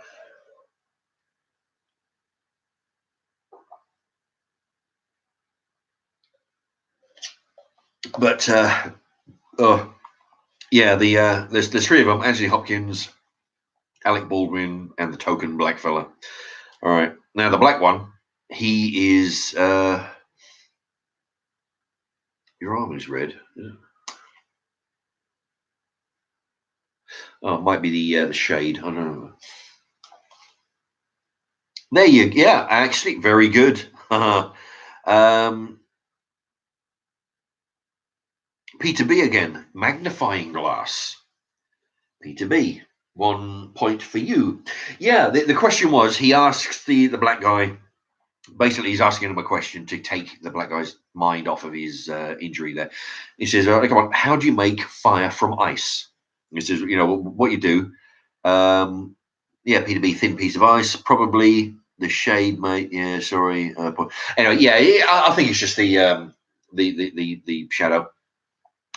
But what he says, what you do, you get some snow or some ice, you compact it together, basically to try and duplicate the shape of a magnifying glass or a lens.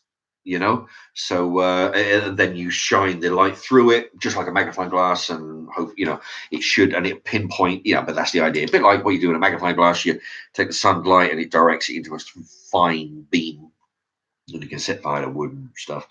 But yeah, fire from ice. You compact a piece of ice, you mold it, you rub it, you shape it, you smooth it, and turn it into a lens. Right, so that's it. That's, unless I can quickly think of another.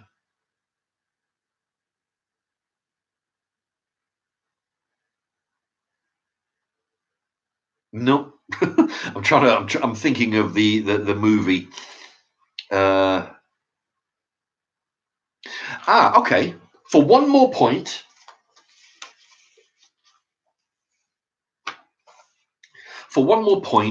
How do they kill the grizzly bear? Now, this might be a two-parter, because you could describe what happened and you could describe what the actual name of it is. So it could be a two-pointer.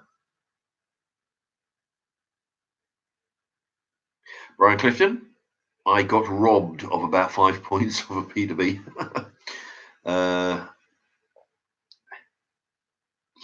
Yeah, this has been pretty good. But so what I'll do, I'm going to go through my collection again and start coming up with some, for next time.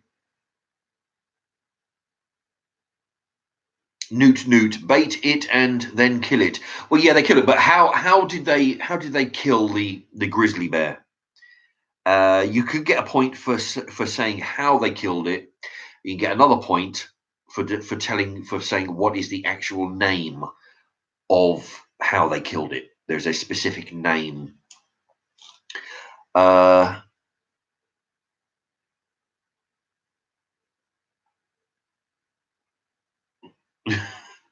Doherty fired an intercontinental ballistic missile at it. Newt says, bait it and kill it with spear. Indeed. All right, Newt gets a point for that. Although it's not going to do you much. All right, I'll put you in there. 1 point. Yeah, Newt, bait it and kill it with a spear. You got a point for that.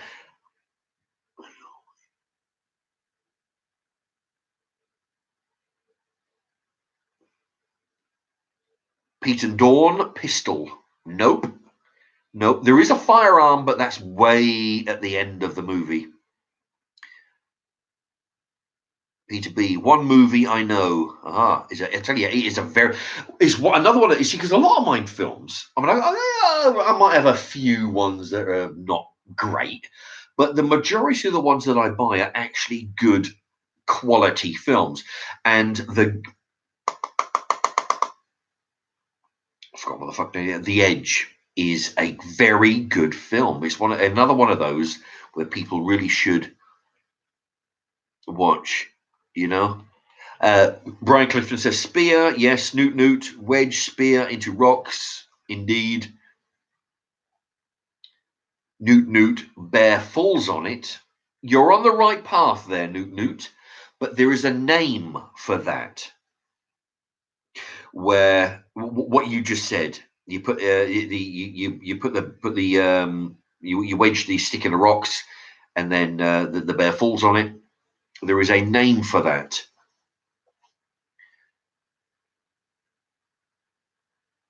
And then that's worth a point to anybody. John Doherty, Sharknado is a masterpiece of a film, I hear. Well, Lee Merton says The Edge is a great film, Mark. It is. I tell you, I've got it up there, and I really should watch it again. I should do a review on it. It's a bloody good film. You know, impaled wasn't the word that I'm looking for. It's actually, although it's actually, yeah. Well, I suppose you could get away with that, but there is a name for that. All right, let me be. It's the same principle as if you dig a hole and put a lot of sticks, sharpened sticks, in there. So whoever falls into the hole falls onto the sticks, and it's called something specifically because you're using the person's own weight to kill them. Basically, they fall onto a mass of sticks. All right, and it's the same thing what they did with this grizzly bear. They had the sticks. They pointed the sticks at it. Basically, jam the stick. You either foot the stick, you put your foot at the bottom of the stick, or jam it in a rock. Shafted from Lee Merton, no. And you use the animal's own punji. No, that's not quite right. I may have to give you the answer. You're basically using the animal's own weight to kill itself. And I've forgotten what the fuck it is now because I've been talking so long. Right, I'll tell you what. I'll give you 20 seconds. It's using the person's own weight. A bit like, I suppose, hanging, I guess. You could call that the same thing. You're using it's your own weight that actually kills you, or actually, that helps you. Peter Dawn, plugged, nope. And it's been 20 seconds. Deadfall. It's you put the sticks in the rock. The animal charges. You just stand there and basically keep the pointed end pointing toward the advancing animal. The animal's weight and momentum drives itself onto the spike. It's called the deadfall. Belly flop from Lee Merton. Okay. Newt, I wish I could have been here for the whole quiz. Well, Newt, and anybody else who came in late, what you can do is when I reload this, you can basically go through all the questions yourself, because I'll be answering all the questions, but I'll be reading them. But basically, the first person that comes up on the comment section is the one that gets the point. So you can actually do it. You can just get a pen and paper, mark your own points down, and if you wanted. But yeah, what was I going to say? Yeah, and if what you do, and if anybody is, although it's a bit late now because we're right at the end of the video, it'd be appreciated. I'm going to put some adverts. I'll put one every 20 minutes or so. But if you can if you see your way to letting at least some of them, not all, you don't have to watch all of them and they get a pain, but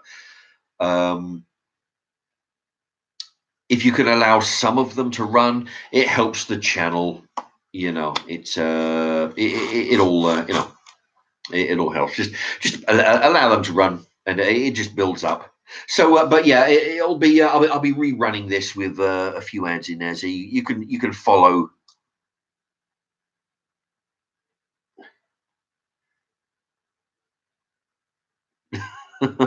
Peter Dawn do donations equals points.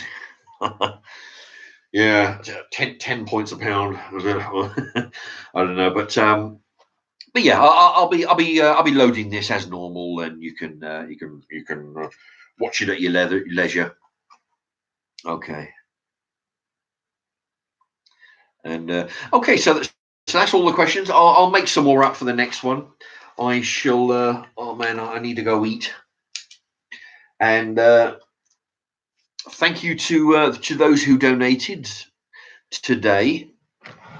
I think there was Peter Dawn and Peter B, if memory serves. There's Peter Dawn with £2 there. Scrolling up.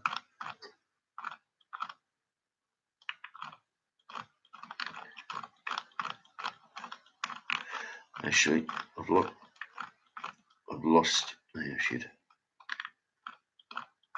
And quiz. Yeah, there's Pete and Dawn with £2. I'm just gonna try and find the other one to give you another.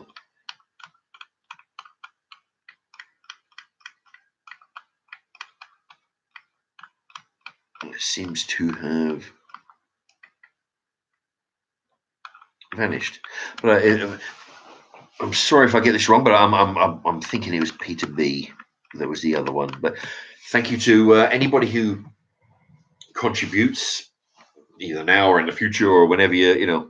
It all helps. It's all very much appreciated, and it goes to doing things, not necessarily like this. So this was a cheap ass video. This was, but it's all, it helps to, it just goes to the making videos, better videos, and more interesting videos. Yeah, Lee Mercer. I'm going to make a sandwich tonight. I'm going to use up the last of the. I made a sandwich with roast beef, pastrami, some mango chutney, cheese, some gherkin, and some coleslaw, and I toasted it, or at least melted the cheese. I did one of those. I'll put the video on there. I'm going to make another one in a minute. Brian Clifton. I'll tell you what.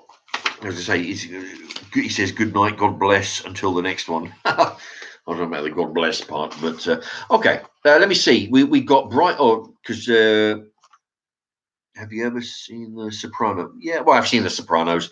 The ending was shite, let me tell you. Brian Clifton with 15. Pete Thomas with 10. I think he might have gone to Betty Buys because he hasn't answered one for a while. Peter B with 12. Chemotherapy Wig 3. G White 6. Cons Customs 6. Lee Merton 8. Pete and Dawn with 5. That wasn't too bad, Robbie Cooper with 2. Joanna Butler with 1. Newt 1. Tiggy Hido 1. Ravi Patel 1. There you go. So what does that make? That makes Brian Clifton 15. He's in the lead. Then Peter B. Then Pete Thomas. That's first, second, and third place. Yeah, okay, that was a bit of fun. So we've got 3.25 hours. Last chance to hit the thumbs up, because sometimes on my, no matter what videos I do, no matter how good they are, there's always people that thumbs down. But as long as there's more thumbs up than there is thumbs down, I'm happy with that. At least it shows me that there's more people out there who actually like what they're seeing than there are people who don't like what they're seeing. It helps give them the incentive to keep on going. So you got another chance to hit the like. Let's see. Pete and Dawn, great quiz, Mark. Lots of rivalry going on. Indeed. Yeah, there was a bit of confusion earlier with. I mean, the only the thing is the only way I can do it is whosever name comes up on my screen because I've got no way of knowing if people say that the screen doesn't show it. It shows it in different order. I've got no way to access that. I just have to look at my screen. But yeah, it's good. But a lot of people chipping in. And I'm glad the way it turned out because I got 30 questions. I put down 30 questions, but that 30 questions must have turned into 50, close to, because of some of the questions I managed to elaborate and turn them into 2 or 3 or 4 questions on my first basic question.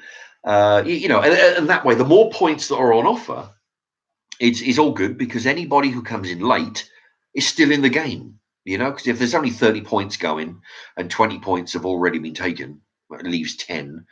It is. But at least this way you can just join in any time. And I mean, look at Brian Clifton. He came in late, I think. He ended up first place. Yeah. Cons Customs got 6, so he was halfway through the leaderboard.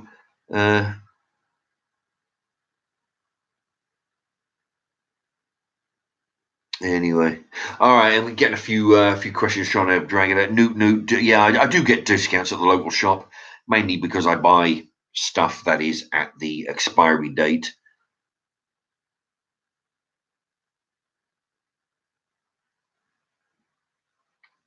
I remember you talking about potentially getting some on another live stream. Oh yeah, well I get them all the time. I go in late in the evening when they do the discounts. I try and grab them, but sometimes it's all about being lucky, being there at the right time. Okay. Anyway, thank you to everybody for taking part. Thank you to those who contributed, and hopefully I'll have some news on that. Although I called it a special video over the last few weeks because I'll try to keep it a secret. It's been dragging on for so bloody long. I just told everybody earlier on what about the charity, the homeless charity, where your contributions went. The £40 that got accumulated last live stream. That'll be going to them. I've already bought the stuff. I just can't fucking get rid of it. None of the fuckers want me to go around there and give it to them. Dragging their ass. They need permission and stuff. I'm lumbered with it in the other room. If I hadn't bought it, I would. Anyway, thank you to everybody. Thank you for taking part, and I'll work on making another quiz next time I get a few days off. I'll do it because it goes on for hours. And hit the thumbs up. It's all good, and I'll be loading this. So it take about 15 minutes to load, and then if you've missed the beginning, you can always go back and rewatch the questions and play the game from the beginning. All right. Good night, everybody, and thank you ever so much for taking part. Bye bye.